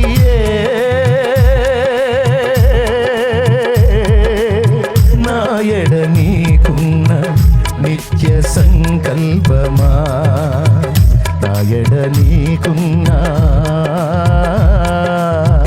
నిత్య సంకల్పమా. సంకల్పం నీది కాదు, ఆయనది. చేయబట్టుకుంది నువ్వు కాదు, నిన్ను ఆయన పట్టుకున్నాడు. అందుకే నడిచావు ఇప్పటిదాకా. లేకపోతే మన పుట్టక మనం పట్టుకుంటే ఎప్పుడు వదిలేసేవాళ్ళం. నిన్ను ఒక స్థాయిలోకి తీసుకొని రావాలి, నీలో ఆయన రూపం ఏర్పరచాలి, నిన్ను అక్కడికి చేర్చాలి, ఉన్నత స్థితిలో నిలబెట్టాలనే కోరిక ఆయనది. పిల్లల్ని బడికి పంపించేటప్పుడు తన్ని పంపిస్తారు. అవునా? బడికి పో అన్నంత వరకు తల్లిదండ్రులు దేవతల్లా కనపడతారు. టైం అవుతుంది, ఏంది బడి బాబా అన్నామనుకో దెయ్యంలా కనపడతావు. డౌట్ లేదు కదా. ఛీ అనుకుంటారు. ఒక రోజన్నా మర్చిపోయిద్దామంటే పనికి మాలింది, ఒక పూట కూడా మర్చిపోదు. ఏందో నా కర్మ కొద్దీ. ఎందుకు అట్లా? వాడికి తెలీదు. వాడికి ఎట్లా ఉంటుందంటే, నేనైతే చిన్నప్పుడు అక్కబడిలో చదువుకున్నా. అక్కని ఒకసారన్నా అక్కకేం కాదు ఏంది అనుకునేవాడిని. సెలవు వచ్చిందండి, ఎక్కడన్నా ఎవరన్నా కాలు కట్టు కనపడితే ఈ కాలు మా అక్కకి ఎందుకు ఇరగట్లేదు, ఇరిగితే 3 రోజులు సెలవు వచ్చింది కదా, 1 రోజు సెలవు వచ్చింది కదా. ఆమెమో పాపం దుక్కలాగా పర్ఫెక్ట్గా ఉండేదా, సరిగ్గా ఉంటుందా, గంట కాళ్ళ గట్టిగా ఉంటుంది. కొడితే కూడా మొగడు చేయలే పెట్టమంటుంది. ఇక కర్రలు కూడా అవసరంలా, ఈ చేతితో తీసి కొట్టిందంటే కాసేపటి దాకా ఏం అర్థం కాదు. ఇక ఆమె కొట్టినప్పుడు ఆమె ఒక దెయ్యంలాగా, బడికి పో అన్నప్పుడు మయ్య ఒక దెయ్యంలాగా, మా అమ్మ ఒక దెయ్యంలాగా, ముగ్గురు దురాత్మలాగా కనపడేవాళ్ళు. ఈరోజు వాళ్ళు ఆ విధంగా తన్ని కొట్టి లాగి పీకి ఆ అవగాహన అభ్యాసాన్ని నేర్పబట్టి ఈరోజు మీరు గోసని అంటున్నారు, నేను చెబుతున్నా. ఏమమ్మా, ఆనాడు దెయ్యాల్లా కనపడ్డోళ్ళు ఇప్పుడు ఎట్ట కనపడుతున్నారు తెలుసా? మొన్న అక్క కనపడితే ఇంటికి తెచ్చి ఆమెను కూర్చోబెట్టుకొని ఆమెకి సెలవు కప్పి దండేసి ఆ తల్లి చేతిని ముద్దాడాలనిపించింది, నన్ను బాధిన చేతిని. అంతకుముందే ఆ చేతి కట్టుకడితే బాగుండు అనుకుని ఎదురు చూశాను. ఇప్పుడేమో ఆ చేతిని ముద్దాడాలి, ఎందుకంటే ప్రతి పదాన్ని ఉచ్చారణ దోషం లేకుండా పలకటం బాది నేర్పింది. తప్పు ఏందిట్రా ఏమన్నా పట్టమంటుంది. అందుకని ప్రతిదీ దోషం లేకుండా బలకాలి, పలికితే వదిలిపెట్టింది. ఈరోజు బైబిల్ చదువుతున్నా, వాక్యం చెప్తున్నా, సాంస్క్రిట్ శ్లోకాలు చదివి మంత్రాలు చదివి ఆ పాటలు పాడుతూ ఉన్నా, ఉచ్చారణ దోషం లేకుండా. ఆమె ఆ రకంగా బాధకపోతే నాకు రావు. ఇప్పుడు యేసయ్య మనల్ని బాధకపోతే మనకు ఆ షేపులు రావు. అందుకే ఏం చేద్దాం, ఇష్టం లేకపోయినా సరే కొన్నిసార్లు బాధుడికి అప్పగిస్తున్నాడు. ఇప్పుడు చెప్పండి, ఆయన అన్యాయస్తుడా? పిచ్చి పనులు చేస్తాడా? ఆయన ఆ విధంగా మనల్ని తోమకపోతే మనకున్న మస్ట్ పోయిద్దా? ఒక్కొక్కటి దగ్గర మామూలు లేదుగా. నడమంతరం విడివేళం చాలా వరకు ఎరగదీశాడు, ఇంకా ఎరగదీయాలి కదా. ఉన్నదంతా పోయి దీనులమై యేసయ్య పోలికి రావాలి కదా. అర్థమైందా? ఇది మీకు అర్థమైంది కనుక ఇక మీ జీవితాలు ఆయన చేతికి అప్పచెప్పుకొని, శ్రమలు ఎందుకో మీకు అర్థమైంది, వ్యాధి బాధలు ఎందుకో అర్థమైంది, అప్పులు ఎందుకో అర్థమైంది. ఇవన్నీ ఆయనకి తెలియకుండా రావట్లేదు, తెలిసే వస్తున్నాయి. అయినప్పటికీ ఇవన్నీ ఎన్నున్నా ఆయన ఉన్నాడు కదా అని ఒక ధైర్యం. ఏం చేస్తాడు? ఏం చేసేది? ఇంక ప్రాణమే పెట్టాడు. ప్రాణం కంటే ఎక్కువ ప్రేమించిన నా అప్పులు తీర్చడం అయింది. ఇంటి పక్కన వాళ్ళు తయారవుతారు, సైతాన్ బ్యాచ్. తెగబోయావుగా చర్చి అని, ఏం ఒరిగింది, ఏం జరిగింది, అన్ని అప్పులు అయిపోయినాయి. ఇక అప్పుడేం చెబుతావు? నిజమే వదిన, అప్పులన్నీ తెగ ఎక్కువైపోతున్నాయి అంటావా? ఎన్ని అప్పులైతే ప్రాణం పెట్టినోడు నా అప్పు తీర్చడా? ఖచ్చితంగా తీరుస్తాడు. ఎంత అయితేనే, ఇంకా అంత అయితేనే, ఏదో ఒక అద్భుతం. ఒక్కసారి అట్ట అన్నాడంటే మొత్తం పోతాయి. అయినా నాకేం దిగులు లేదు. అవమానపరిస్తే పరచని, సామాన్లు బయట ఇస్తే నా తండ్రి సెలవు లేకుండా నన్ను అవమానపరిచేవాళ్ళు ఎవరు? ఒకవేళ అవమానపరిచాడు అనుకో, ఖచ్చితంగా నన్ను గణపరచబోతున్నాడు. ఈ రకంగా నీ శ్రమలను కూడా నువ్వు ఆనందంగా, ఆశీర్వాదంగా ఎరుగున్నావు కనుక, నీ మనసు ఆయన మీద అట్లా ఆనుకుంది కనుక, లోకస్తులకు లేని పూర్ణ శాంతి, సమాధానం, సంతోషం, కళ అనేది నీకుంది, వాళ్ళకి లేదు. అది తేడా. దేవునికి స్తోత్రం కలుగును గాక. ఇన్ని బాధలుండి కూడా నువ్వు ఎందుకు ఇకిలిస్తున్నావు అంటే, వాళ్ళకున్న డబ్బు నీ దగ్గర లేదు, అయినా నువ్వు సంతోషంగా ఉన్నావు. ఎందుకంటే వాళ్ళకు లేని కృప నీకు దక్కింది. వాళ్ళు పొందుకొని రక్షణ నువ్వు పొందుకున్నావు. నువ్వు దేవుని ఎన్నికలో ఉన్నావు, ఏర్పాట్లో ఉన్నావు, ప్రణాళికలో ఉన్నావు, నువ్వు పోటీలో ఉన్నావు, నువ్వు సృష్టికర్తను కలుసుకున్నావు, తెలుసుకున్నావు, ఆయనతో నడుచుకుంటున్నావు. కాబట్టి ఇక నీ సంతోషాన్ని ఎవడూ దొంగిలించలేడు. ఏలయనగా నీవు ఆయన యందు విశ్వాసం ఉంచుచున్నావు. నేను నమ్మిన వానిని ఎరుగుదును, సిగ్గుపడనెన్నడు. నేను నమ్మిన వానిని ఎరుగుదును, సిగ్గుపడనెన్నడు.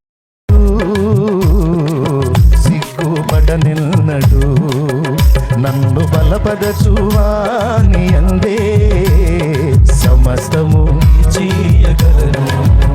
నన్ను బలపరచువాని అందే సమస్తము చేయగలను. దేవునికి మహిమ. పక్కన నుంచి 10 మంది వచ్చారు కూటానికి. మాకే లేదు ఠికానా, ఉన్నది రేషన్ బియ్యం. అయ్యా, పైటూరు నుంచి 10 మంది వచ్చారు, ఏం చేద్దాం? ఆ ఉన్నయో వండి పెట్టుమా అన్న. ఇప్పటిదాకా వాక్యం విన్నారు, ఖాళీ కడుపుతో పోతే మంచిది కాదు. యేసయ్య వాక్యం చెప్పి కడుపు నిండా రొట్టెలు చేపలు పెట్టి పంపించాడు. మన రొట్టెలు చేపలు పెట్టకపోయినా ఉన్నాయో వండి పెట్టుమా అన్న. ఆ 10 మందికి 2 కిలోలో 2 కిలోలన్నర 3 కిలోలో వండింది మొట్టమొదట. పెట్టాం. సంతోషంగా అంత ముద్ద తిని ఆ పచ్చడో సాంబారో వేసుకొని తినిపోయారు ఆ 10 మంది. అప్పటి నుంచి స్టార్ట్ అయింది. ఈరోజు మీరు గమనిస్తే ఒక నెలకు వచ్చి 50 నుంచి 60 క్వింటాలు వండుతారు. తక్కువే, అది ఇంకా ఎక్కువ. 60 క్వింటాలు పైనే వండుతారు. 2 కేజీలు ఎక్కడా, 60 క్వింటాలు ఎక్కడా? నీకు తెలియదు. దరిద్రత ఉన్నట్టుగానే కనపడుద్ది. ఆయన బిగబట్టినంతసేపు బిగబట్టి ఆయన పిడికిలి విప్పిన నాడు సమృద్ధితో నింపబడతా ఉన్నాడు. శాపమంతా తొలగిపోయి లేమి దరిద్రత అంతా కొట్టివేయబడి 10 మందికి ఇచ్చేటట్టుగా నా తండ్రి నిన్ను నిలబెడతాడు, సమృద్ధితో నింపుతాడు. తెలుసా, మన తండ్రి ఏం పేదోడు అనుకున్నాయండి. శ్రీమంతుడు అని పాట పాడుతున్నావుగా, శ్రీమంతుడే. మరి శ్రీమంతుడైతే మనకి బాధలు ఎందుకంటే ఇందాక చెప్పా, శిక్షణ కోసం, ట్రైనింగ్ కోసం. ఓకేనా? ఫైనల్ ఒక ముక్క చెప్పండి. మీ పిల్లల పేరున మీరు డబ్బులు ఎత్తారా ఇరా? చెప్పండి. మీ దగ్గర డబ్బులు ఉంటే వాళ్ళ పేరున బ్యాంకులో వేస్తారా ఇరా? వాళ్ళ పేరున ఆస్తులు కొంటారా కొనరా? కొంటా ఉన్నోడు చేతులు ఎత్తండి. నేను కొంటానండి, నేను కొంటా. ఇప్పుడు చేతులు ఎత్తండి. నువ్వు కొంటే మేము కూడా కొంటాం. రెడీగా ఉంటారు, నాకు తెలుసుగా. అవునా? అంటే ఇప్పుడు నేను సేవలో ఉన్నాను. నేను నా బిడ్డల పేరునో నా పేరునో కొనడానికి లేదు. అంతా దేవుని పేరునే కొనాలి, దేవుని పేరునే చేయాలి, అంతా చేయాలి. అది క్రమం. సరే, నేను సేవకుడిని, నన్ను పక్కన పెట్టండి. మీరు సామాన్యులు, విశ్వాసులు, ఖచ్చితంగా మీరు పిల్లల పేరు మీద కొంటారు. అవునా? గుట్టుగా కాగితాలు దాచి పెడతారు. వాళ్ళు కూడా చెప్పరు. వాడి కోసం నువ్వు 10 లక్షల డబ్బులు ఉంటే 10 లక్షలు పెట్టి పొలం కొంటావు, స్థలం కొంటావు, ఇల్లు కొంటావు, వాడి పేరు మీద రాపిస్తావు. వినో, వాడు వచ్చి నీ దగ్గరికి మమ్మీ 100 రూపాయలు ఇవా అన్నాడు అనుకో, తప్పి మనం 100 తీసి ఇస్తావా? 100 క్వశ్చన్లు వాడికి. అరే 10 లక్షలు పెట్టి వాడి పేరు మీద ఇల్లు కొన్నావు, 100 రూపాయలు అడిగితే 100 క్వశ్చన్లు వేసావేంది వాడికి? ఇప్పుడు చెప్పవా? ఆ 10 లక్షలు ఏదో వాడికి ఇస్తే వాడు ఏదో చేసుకుంటాడు కదా. 10 లక్షలు పెట్టిన దాన్ని 10 లక్షలు పెట్టినోడివి 100 రూపాయలు ఒక లెక్క ఇస్తావా? ఎక్కబడి ఇస్తావా? 100 కదరా, 10 లక్షలు పెట్టాను నీకు 100 ఎంతగా తీసుకో, 1000 తీసుకో అంటావు నువ్వు? అంటావా? ఏయ్ ఏంది 100 రూపాయలు మమ్మీ ఉందా? కూర్చో. వాడు భయపడదా? రోజు నీకు ఇచ్చేది ఎంత? 5 రూపీస్ మమ్మీ. అడిగితే ఇంకో 5 రూపీస్ అడుగు. 100 ఎందుకు? 100 ఎందుకో అంటే వాడికి సగం పని అయిపోయింది అప్పటికే. దేవుని ఇస్తూ కాదు మమ్మీ, వాళ్ళు రాళ్ళు కొడతా, చెట్లు కాస్తున్నాయండి అంటావు. వాడికి మళ్ళీ 10 ఇస్తావు. కానీ 10 లక్షలు పెట్టి అడిగి కొన్నావు. ఎందుకని ఇవ్వో? నీ బిడ్డేగా, నీ రక్తం పంచుకు పుట్టిన బిడ్డేగా. అయినా వాడు అడిగాడని 100, 1000 ఇచ్చావనుకో, వాడు సర్వనాశనం అవుతాడని నీకు తెలుసు. అందుకే నీ దగ్గర పుష్కలంగా 10 లక్షలున్నా వాడికి 10 రూపాయలు మాత్రమే ఇస్తావు. ఎందుకంటే వాడి వయస్సు అది. అర్థమైందా? అదే వాడు నీ అంత అయినప్పుడు, ఫైనల్ నీ అంత అయినప్పుడు నీ దగ్గరికి వచ్చి మమ్మీ నాకు పైసలి అంటే, నన్ను అడుగుతావేరా పద్దాకలా, ఆ తాళం ఆడుంది ఆ బీరువాలో, డబ్బులోనే పోయి తీసుకోపో, పద్దాకలు ఇంకేంది అని తాళమే వాడికి ఇచ్చేస్తావు. ఎందుకు? ఇప్పుడు వాడికి ఎంత సమృద్ధి ఇచ్చినా వాడు పాడవడు. తాను నియంత్రించుకునే స్థాయికి వాడు ఎదిగాడు కనుక, దాని విలువ వాడికి అర్థమైంది కనుక తాళమే ఇచ్చి పడేస్తావు. అదే వాడు ఆ ఎదుగుదలలోకి రాకముందు వాడి పేరు నువ్వు ఎంత డబ్బున్నా సరే వాడికి ఇవ్వవు. అలాగే ఈ భూమి మీద మనం ఉన్నంత వరకు నువ్వు అడిగావని అన్నీ ఇచ్చుకుంటూ పోయాడు అనుకో, పోయి ఇక్కడ అందుబాటులో చెరువు ఏదైనా ఉందా, పోయి అందులో పడ్డట్టుంటుంది నీ బతుకు. అందుకే నీకైనా నాకైనా ఆ శ్రీమంతుడే అయినప్పటికీ పొదుపుగా ఇస్తాడు. స్తోత్రం. ఎప్పటికప్పుడు ఓ పాట పాడాలని ఉంది. దేవునికి స్తోత్రం. ఇప్పటికే 2:30 అయింది. అవసరానికి మించి ఐశ్వర్యం ఇస్తే మనిషి కన్ను మిన్ను. కాబట్టి ఎంత అవసరమో అంతవరకు ఇచ్చుకుంటా నిన్ను నడిపించుకుంటూ వస్తాడు. నిన్ను ఏ టయానికి ఏ స్థాయిలో నిలబెట్టాలో ఆయనకి తెలుసు. కాబట్టి ఇక దేన్ని బట్టి నువ్వు కలత చెందాల్సిన అవసరం. నువ్వు ఈ సంతోషాన్ని ఇలానే మెయింటైన్ చేయి. అర్థమైందా? ఏదన్నా అవసరమైందనుకో, ఒకటే పాట. రేపు అవసరం ఉంది, ఇవాళ ఏం పాడతావు? దిక్కులేని వడనో అది కాదు, ఏం పాడతావు?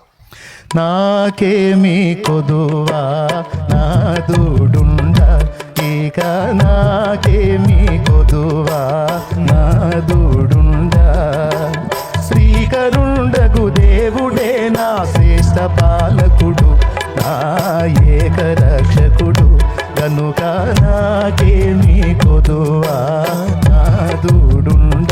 అదే దేవునికి స్తోత్రం. తప్పకుండా సహాయం ఇస్తాడు, డౌటే లేదు. కాన్ఫిడెన్స్ ఉన్న వాళ్ళందరికీ సమాధానం ఉంటుంది. ఏవా నీ మనసు నీ మీద ఆనుకొనునో వానిని సగం శాంతి గలవాని గానా. నువ్వు ఆనుకోవటానికి యోగ్యుడేనా? ఏసై యోగ్యుడేనా? ఆనుకున్నందుకు నీకు ఎంత శాంతి? మరి ఆనుకున్నావా? ఆనుకోకపోతే ఇక ఆనుకో. మారు మనసు పొంది బాప్తీసం పొందిన వాళ్ళు ఎంతమందో చేతులు ఎత్తండి. పొందారా అందరూ? ఏంచండి. ఇంకా నేను పొందలేదన్నా అన్నోళ్ళు చేతులు ఎత్తండి. నేను ఇంకా రక్షణ పొందలేదన్నా అన్నోళ్ళు. వీళ్ళు ఇంకా ఆనుకోలా, తమ రక్షణ కోసం వీళ్ళు ఆనుకోలా. ఆనుకున్న వాళ్ళకి పూర్ణ శాంతి, పూర్ణ రక్షణ, నిత్య జీవం. ఆనుకోని వాళ్ళకి ఇవన్నీ లేవు. పొందిన వాళ్ళు చేతులు ఎత్తండి. వీళ్ళందరికీ రక్షణ విషయంలో, నిత్య జీవం విషయంలో పూర్ణ శాంతి ఉంది. ఎందుకంటే వీళ్ళ పేరు జీవగ్రంథంలో రాయబడింది. ఇంకా రక్షణ పొందిన వాళ్ళ పేరు జీవగ్రంథానికి ఎక్కలా, ఇంకా రిజిస్టర్ అవలా. ఇంకా పాపుల లెక్కలోనే ఉన్నారు, పాతాళ పంచుల్లోనే ఉన్నారు. మార్కు సువార్త 16:17 నమ్మి బాప్తిస్మం పొందు వాడు రక్షింపబడును, నమ్మని వానికి శిక్ష అనుంది. నమ్మని వ్యక్తులకు శిక్ష పాలవుతారని స్పష్టంగా ముందే చెప్పాడు. 2 ప్రకటన గ్రంథము 20:15 ఎవని పేరైనను జీవగ్రంథమందు వ్రాయబడినట్టు కనబడని ఎడల వాడు అగ్నిగుండములో పడవేయబడిను. జన్మ కర్మ పాపాలు కడిగేసుకొని పరిశుద్ధ పరచబడకపోతే నిత్య జీవం కాదు, నిత్య నరకానికి వెళ్ళే అవకాశం ఉంది అని గ్రంథంలో స్పష్టంగా రాయించాడు. మీలో చాలామంది ఈ విషయాన్ని నమ్మారు, గ్రహించారు, జాగ్రత్త పడ్డారు. అందుకే వయస్సు పట్టించుకోవాలా, టైము చూసుకోవాలా, నేడు అన్న సమయం ఉండగానే మారు మనసు పొంది బాప్తిస్మ పొంది ఒడ్డెక్కారు, ధన్యులయ్యారు. ఆ విషయంలో మీరు దేవుని మీద ఆనుకున్నారు. రక్షణ పొందిన తర్వాత విషయాల్లో కూడా ఇక నుంచి ఆనుకోండి. నా తండ్రి చూసుకుంటాడని భరోసాతో సంతోషంగా బతకండి. ఏడుపు కొట్టు మొఖాలు వేసుకొని తిరగవాకండి. కొంతమందికి ఎన్నన్నా చెప్పు, దేవుడు ఉన్నాడు, సాయం చేస్తాడు, చూసుకుంటాడు, విశ్వాసం ఉంచంటే ఎప్పుడు చూడు ఆ మొఖం తుమ్మల్లో పొద్దు పొడిచినట్టు తుమ్మ అంటుంటుంది. ఆ మొఖం ఎప్పుడు కళాకాంతి లేకుండా. ఇట్లాంటి మనిషి పక్కోళ్ళు సువార్త చెప్పాడు అనుకో, సువార్త చెప్పింది అనుకో, వదిన నువ్వు కూడా నమ్ముకో, యేసుబాబు నమ్ముకొని చర్చికిరా, ఫాస్ట్గా చెబుతున్నాడు, బాగుంటుంది అంటాడులేరా అంటే ఆ వదిన అంటది, నువ్వు ముందు సంతోషంగా ఉంటుంది, నీ ముఖం చూడలేక సత్తున్నా నేను. ఆ యేసు ప్రభు ఏమో కానీ అసలు నీ ముఖంలో అసలు ఈ దరిద్రపు అవతారం చూడలేక సత్తున్నాను నేను, ముందు సరిగా ఉండాలి. అసలు నువ్వు దేవుని బట్టి ధైర్యంగా కళ్ళ ఆడుతూ ఉన్నావు అనుకో, ఆ వదినే వచ్చింది. ఎప్పుడన్నా చూడు ఇంత కళగా ఉంటావు, అసలు నీ బాధల సమస్యలు చాలా ఉండి అసలు లెక్క చేయి, ఇంత ఆనందంగా ఉండి ఏంది కారణం అంటే, నాకేం పిచ్చిదానా, సుప్రీం ఉన్నాడు నాకు, సుప్రీం రాజాదిరాజు ఉన్నాడు నాకు నా ప్రభువు ఉన్నాడు, పిచ్చిదానా నాకేం భయం, ఎప్పుడు ఏది కావాలో అన్నీ చూసుకుంటాడు. నేను ఆయన మీద నేను అనుకున్నాను, ఆధారపడ్డాను కనుక నాకు భయమో లేదు అని నువ్వు కళకళలాడుతున్నప్పుడు వాళ్ళే వచ్చి అడిగినప్పుడు చెప్పొచ్చు సువార్త. నువ్వే ఏడుపు కొట్టి మొహం వేసుకుని భయం గుప్పెట్లో బతుకుతా, అశాంతిలో బతుకుతుంటే పక్కవాడు ఎట్ట అడుగుతారు నిన్న, ఎట్ట అడుగుతారక? కాబట్టి రక్షణ కోసం అనుకున్నావుగా, నిత్య జీవం ఖరారైందిగా, భూమి మీద ఉన్న అవసరాల కోసం కూడా అనుకో, ధైర్యంగా ఉండు. తప్పకుండా ప్రతిదీ ఆయనే డీల్ చేస్తాడు. ఇకపోతే రక్షణ పొందిన వాళ్ళ సంగతి చెప్తున్నా. మరి ఈరోజన్నా నిర్ణయం చేసుకుంటారా? మారు మనసు పొంది బాప్తిస్మం పొంది జీవగ్రంథంలో పేరు సంపాదించుకొని ఈ రోజన్నా మీ బ్రతుకులను ప్రభు చేతికి అప్పగిస్తారా? ఈ కూటం నీ కోసమే. ఏడి సేవలే పని చూసుకోపో అంటే దిగి వెళ్ళిపోతా, నాకేం ఇబ్బంది లేదు. అట్లా కాదు శాలేమన్నా, నాకు అర్థమైంది, నేను కూడా పరిశుద్ధపరచబడాలి, నేను కూడా నిత్య జీవానికి వారసుని కావాలి, వారసురాల్ని కావాలి. ఇన్నాళ్ళు ఆలస్యం చేశాను, ఇక నేను తడవు చేయనన్నా, నువ్వు బాప్తీసం ఇస్తానంటే తక్షణమే తీసుకుంటా అని సిద్ధపడితే నేను బాప్తీసం ఇవ్వడానికి సిద్ధం. నేను బాప్తీసం పొందేటప్పుడు కట్టు బట్టల మీద పోయి పొందా, స్పేర్ ఒక జత బట్టలు తీసుకెళ్ళాలా. కాబట్టి కొంతమందికి సైతం పక్కన చేరి బట్టలు తెచ్చుకోలేదుగా, ఈసారి తీసుకుంది కానిలే అంటాడు. వాడేం లేదు, నువ్వు కూటానికి పో వద్దనడు, చర్చికి పో వద్దనడు, నువ్వేమన్నా చేయి వద్దనడు, కానుకి వద్దనడు, మందిరంలో కూర్చొని భజన చేయి వద్దనడు, బాప్తీసం మాత్రం వద్దంటాడు. ఎందుకు తెలుసా? బాప్తిస్మం పొందితే నీ పాపాలు కడగబడతాయి, నువ్వు దేవుని రాజ్య వారసుడివి, వారసురాలివి అవుతావు. ఇందాక చెప్పిన అన్నీ వర్తిస్తాయి నీకు. అవి నీకు దక్కకుండా చేయడానికి కుట్ర బన్నుతాడు.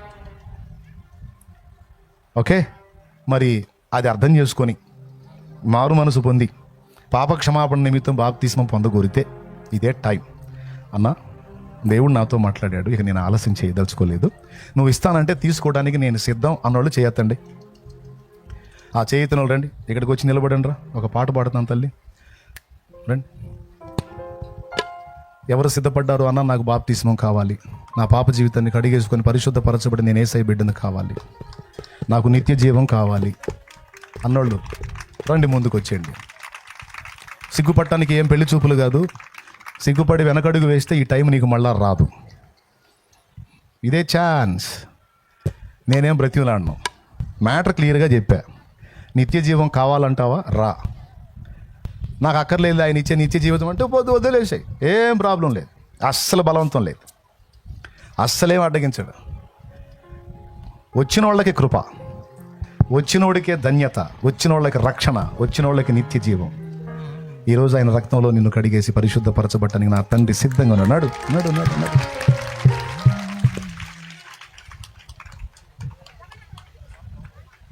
వచ్చే నాన్న, ఎవరు సిద్ధపడ్డారండి ముందుకు వచ్చేసాయి. ఈరోజు అప్పచెప్పేసే నీ జీవితాన్ని నా ప్రభు చేతికి. ఎంతకాలం ఇంకా పాపిగా ఉంటావు, పాపంలో ఉంటావు?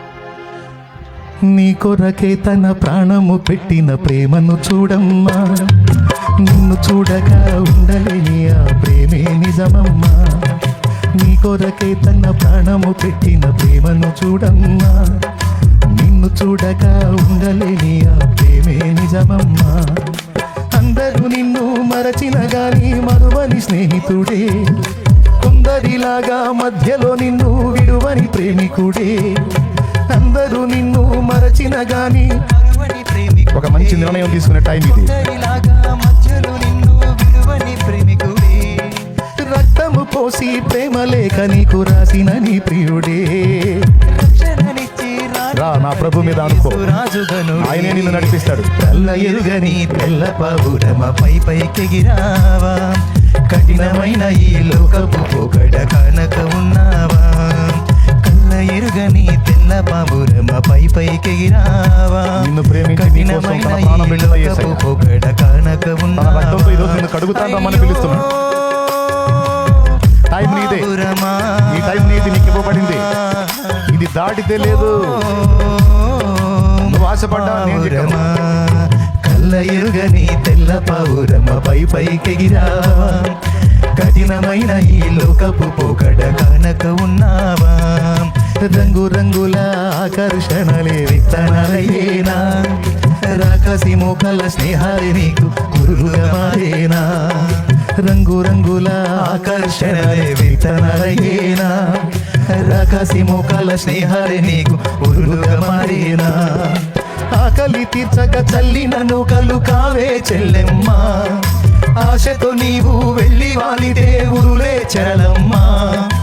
ఆకలి తీర్చక చల్లిన నూకలు కావే చెల్లెమ్మా, ఆశతో నీవు వెళ్ళి వాలిదే ఉరులే చెరలమ్మా. కుండల్లో గుచ్చి మంటలో కాల్చే మాయే ప్రేమమ్మా, యవ్వన కాలపు కామపు చేష్టలు ప్రేమనుకోకమ్మా. కళ్ళ ఎరుగని తెల్ల పావురమ పైకెగిరావా, కఠినమైన ఈ లోకపు పోకడ కనక ఉన్నావా. అయ్యో పావురమా, ఓ పావురమా, కళ్ళ ఎరుగని తెల్ల పావురమ పైకెగిరావా, కఠినమైన ఈ లోకపు పోకడ కనక ఉన్నావా. కళ్ళ ఎరుగని మధ్యలో తమ్ముడా, నా దేవుడే కదా నిన్ను నియమించాడు. ఆ దేవుడే రక్తం పెట్టాడు నీ కోసం, ప్రాణం పెట్టాడు కదా. ఆ రక్తంతో కడిగేసుకోమని నిన్ను పిలుపునిస్తున్నాడు కదా. తెలిసి ఎందుకు నువ్వు నరకానికి పోతావు, తెలిసి ఎందుకు నశించిపోతావు. తమ్ముళ్ళందరికీ, పెద్దోళ్ళకి, చిన్నోళ్ళకి, పిల్లలకి, పురుషులకి అందరికీ చెప్తున్నా, నా తండ్రి నిన్ను ప్రేమించి ఇచ్చే రక్షణ నువ్వు నిర్లక్ష్యం చేస్తే రాబోతున్న ఉగ్రత తప్పించుకోలేవు. యేసు ప్రభు రెండవ రాకడలో త్వరలోనే రాబోతున్నాడు తెలుసా? ఎంతమందికి తెలిసి చేతులు ఎత్తండి. బాప్తీసం పొందిన వాళ్ళందరూ చేతులు ఎత్తండి. అలానే ఉంచండి. ఇదిగో బాప్తిసం పొంది చేతులు ఎత్తారు చూడు.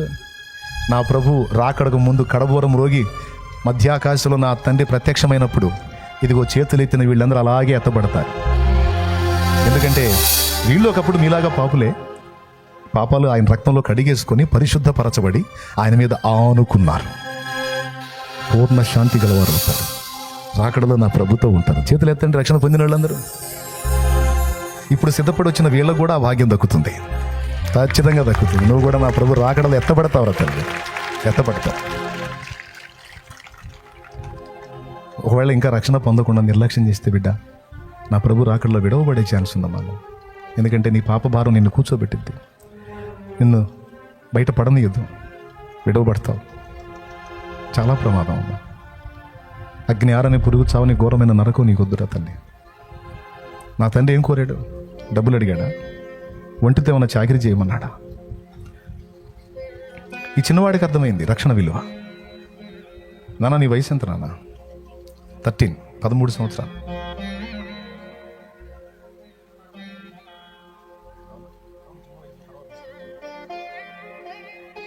ఆ మాట పెద్దగా చెప్తావా? ఇప్పుడు ఎందుకు తీసుకోవాలనుకుంటున్నావు? నేను బ్రతుకుతా అని గ్యారంటీ ఇస్తా పాస్టర్ గారు. అదే మాట అని అడిగాడు. నేను ఎంతవరకు బ్రతుకుతానో నాకు గ్యారెంటీ ఇస్తావా అని అడిగాడు. 13 ఏళ్ల ఈ పసివాడిని చూడండి మీరు. నేను చెప్పిన సందేశం, నా తండ్రి మాట్లాడిన సందేశం ఈ చిన్నవాడికి అర్థమైంది. అందుకే తెగించి 13 ఏళ్ల ప్రాయంలో నా చిన్నవాడు, ఎందుకు వచ్చావు నాన్న, ఎందుకు పొందాలనుకుంటున్నావు బాప్తిస్మ? ఇందాక చెప్పావు పాపాలు గడుక్కొని పరలోకి వెళ్తానికి. అదిగో మనకి అర్థమైంది తాను పాపినని. ఆ పాపంలో ఉండి తను కన్ను మూస్తే నరకానికి వెళ్తాడని అర్థమైంది. నిత్య జీవం చేరడానికి పరలోక రాజ్యం కోసం ప్రభు ప్రాణం పెట్టాడని అర్థమైంది. ఈ పసివాడికి అర్థమైంది. నాకు అర్థం కాలేదని నువ్వు చెబితే దేవుడు ఊరుకోడు. పసిబిడ్డకి అర్థమైనప్పుడు నీకు అర్థం కాలేదా? నాటకాలు ఆపంటాడు. నా ప్రాణం పెట్టానే, నా రక్తం గార్చానే నీకు అంత చులకనగా ఉందా? నీకోసమే కదా నేను అంత చిత్రవద అనుభవించి నీ రక్షణ మార్గం వేస్తే నడవ్వా? అంత నిర్లక్ష్యమా? అనుభవించిపో అంటాడు. ఇప్పుడు ఎంత కనికరం చూపిస్తున్నాడు, రేపు అంత కాఠిన్యం చూపిస్తాడు. జాగ్రత్త. అందుకే అందరికీ సమూలంగా ప్రేమతో చెప్పాను సంపూర్ణంగా. నమ్మి బాప్తిస్మ ముందు నరులకు రక్షణ మరి గల్గును. నమ్మి బాప్తిస్మ ముందు నరులకు రక్షణ మరి గల్గును. నమ్మనొల్లకపోయేడు నరులకు నరకంబు సిద్ధమనెను.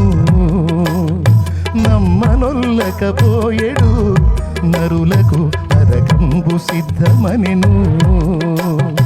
దేవుని ప్రేమ ఇదిగో జనులార భావంబు నందెలియరే. కేవలము నమ్ముకొనినా పరలోక జీవంబు. దేవునికి మహిమ. వెరీ గుడ్ నాన్న, వెరీ గుడ్ నాన్న. నా దేవుని ఏర్పాటు నీకోసం చూస్తున్నాను నేను. దర్శించాడు నా తండ్రి. దేవునికి మహిమ కలిగింది. రైట్. ఇంకా కొంతమంది ఉన్నారు, దేవుడు వాళ్ళతో మాట్లాడుతున్నాడు కానీ తెగించలేకపోతున్నారు. ఇది అయిపోయేటప్పటికి తెగించి అడిగేస్తావా? ధన్యుడివి, ధన్యురాలివి. నీ రక్షణ నీదే తల్లి. ఎవరి కోసం ఆలోచించి ఆగొద్దు. పాపాలు గడిగేసుకొని పరిశుద్ధపరచబడి ధన్యుడుగా. రైట్. బాప్టిస్మం తొట్టి నన్ను ఎవరు తీసుకెళ్తారు? నాన్న అన్నోళ్ళ వెంట వెళ్ళండి. నాన్న వెళ్ళండి. మీ అందరినీ ఈరోజు ఎన్నుకున్నాడు దేవుడు. పండి, దేవుని ప్లాన్లో ఉన్నారు. పదండి తల్లి, పండి. మీ అందరూ ఉన్నారు ఏర్పాట్లు. పండి. ప్రజలు రాజకీయ నాయకులు ఎన్నుకుంటారు. మీరు అడిగలేసారు. అక్కాయ్ కూర్చో, అక్కాయ్ కూర్చో, అక్కాయ్ ఇదేంది అక్క అందరు లేచి వెళ్తారు. అక్కాయ్ కూర్చో, అక్కాయ్ పోదుగా నాగ అక్కాయ్ వీళ్ళు నెలనే అక్కాయ్ నేనెందుకు వెళ్తా?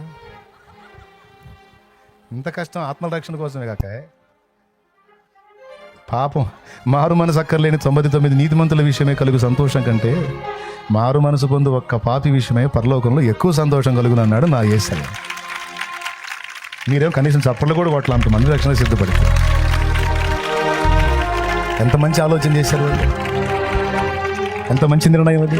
లైఫ్ టర్నింగ్ పాయింట్ అది. ఈరోజు ఇక్కడ కూర్చున్న వాళ్ళకి ఫైనల్గా పిలుపు. నేను అక్కడ బాప్తిస్మాలు ఇవ్వటం అయిపోయేసరికి వచ్చి జాయిన్ అవ్వు, లేకపోతే నీ ఇష్టం. ఇంకొకటి కూడా చెబుతా, శాలేమన్న మళ్ళీ చిక్కుతాడు అనుకోవద్దు.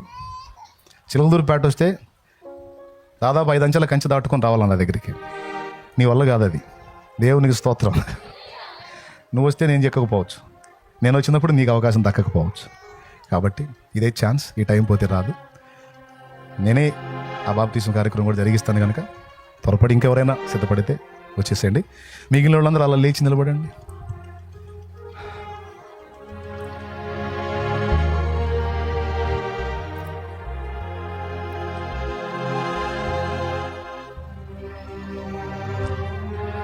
అమ్మయ్యా, మొత్తం మీద ఒక కొలిక్కి వచ్చామయ్యా. సంతోషంగా ఉన్నాయి మీ ఫేసులు. కోటం అయిపోయిందనే చెల్లి అంటుంది, శాలేమన్నా నేను చూసామని ఆనందం. నెక్స్ట్ మనకి ఇంకో ప్రోగ్రాం కూడా ఉంది. ఏంటిది? మందిర ప్రతిష్ట. ఇప్పుడు ముందు మనుషులు తమ జీవితాలు ప్రభువుకి ప్రతిష్ట చేసుకున్నారు. ముందు ఆ ప్రతిష్ట కానిచ్చి తర్వాత మందిర ప్రతిష్ట. మీరున్నటువంటి ఇబ్బందులను గురించి, సమస్యలను గురించి, శోధనల గురించి అశోక్ అన్న ప్రార్థన చేస్తాడు. మీరందరూ తలలు వంచి కళ్ళు మూసి ఏకీభవించండి ప్రేయర్లో. అమ్మా ఇప్పుడు డజన్ దాకా పాడాను, ఇంకా పాడమంటే తెల్లారిద్ది. ఈసారి ఎప్పుడన్నా పాడదాంలే, దేవునికి మహిమ. ఓకే, చాలా ప్రాప్తంగా పాడాము ఇక్కడ. నేను అసలు ఎంత ప్రశాంతంగా గడిపాను అనుకున్నా. గలిబి లేదు, గందరగోళం లేదు. దేవుని ఆత్మ సన్నిధి ఉందమ్మా ఇక్కడ. నిజంగా చాలా పరవశంతో మాట్లాడాను నేను. ప్రభు ఉన్నాడు మన మధ్యలో, తెలుసా మీకు? ఆయన సన్నిధిని చూశాను, అనుభవించాను.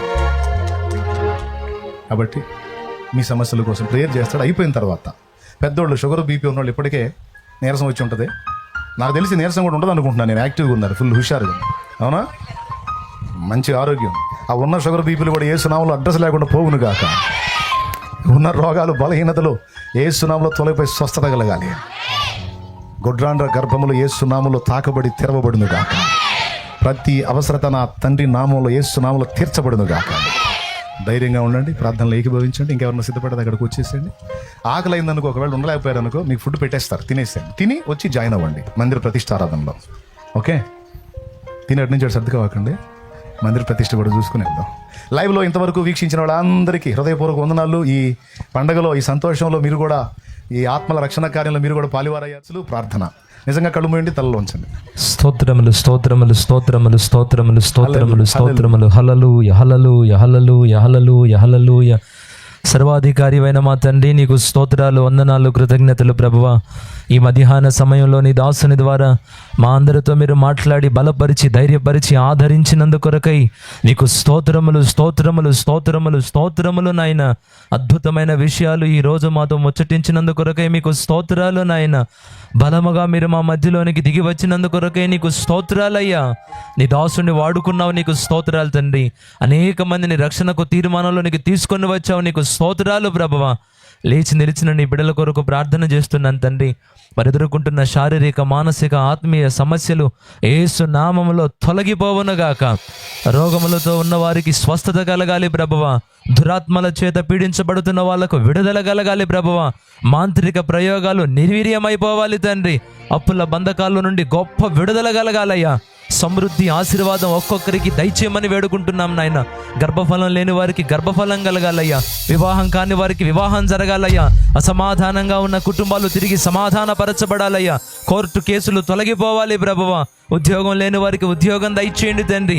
ఎగ్జామ్స్ రాస్తున్న బిడ్డలకి మంచి జ్ఞానం కలగాలి ప్రభువా. పొలం పంటలు వేసిన వారికి సమృద్ధి, జీవం కలిగేటట్టుగా సహాయం దయచేయండి. నీకే వందనాలు ప్రభువా. నూతన అభిషేకం దయచేసి బలపరచండి. నీ నామానికి మహిమ తెచ్చుకోమని వేడుకుంటున్నాం నాయన. బాప్తిస్మాల కార్యక్రమం జరుగుతూ ఉండగా ఇంకా అనేక మందిని దర్శించు ప్రభువా. ఇక్కడ బాప్తిస్మం పొందకుండా ఉన్న వాళ్ళందరూ కూడా నీ చేత దర్శించబడి, రక్షించబడి ఇక్కడ నుంచి తిరిగి వెళ్ళడానికి సహాయం దయచేయండి. ఆ మీదట మందిర ప్రతిష్ట కార్యక్రమం కూడా జయకరంగా మీరు జరిగించమని వేడుకుంటున్నాం తండ్రి. నీకే వందనాలు, స్తుతులు, స్తోత్రాలు, కృతజ్ఞతలు చెల్లిస్తూ యేసు నామములో అడిగి ప్రార్థించి వేడుకుంటున్నాము తండ్రి. ఆమేన్.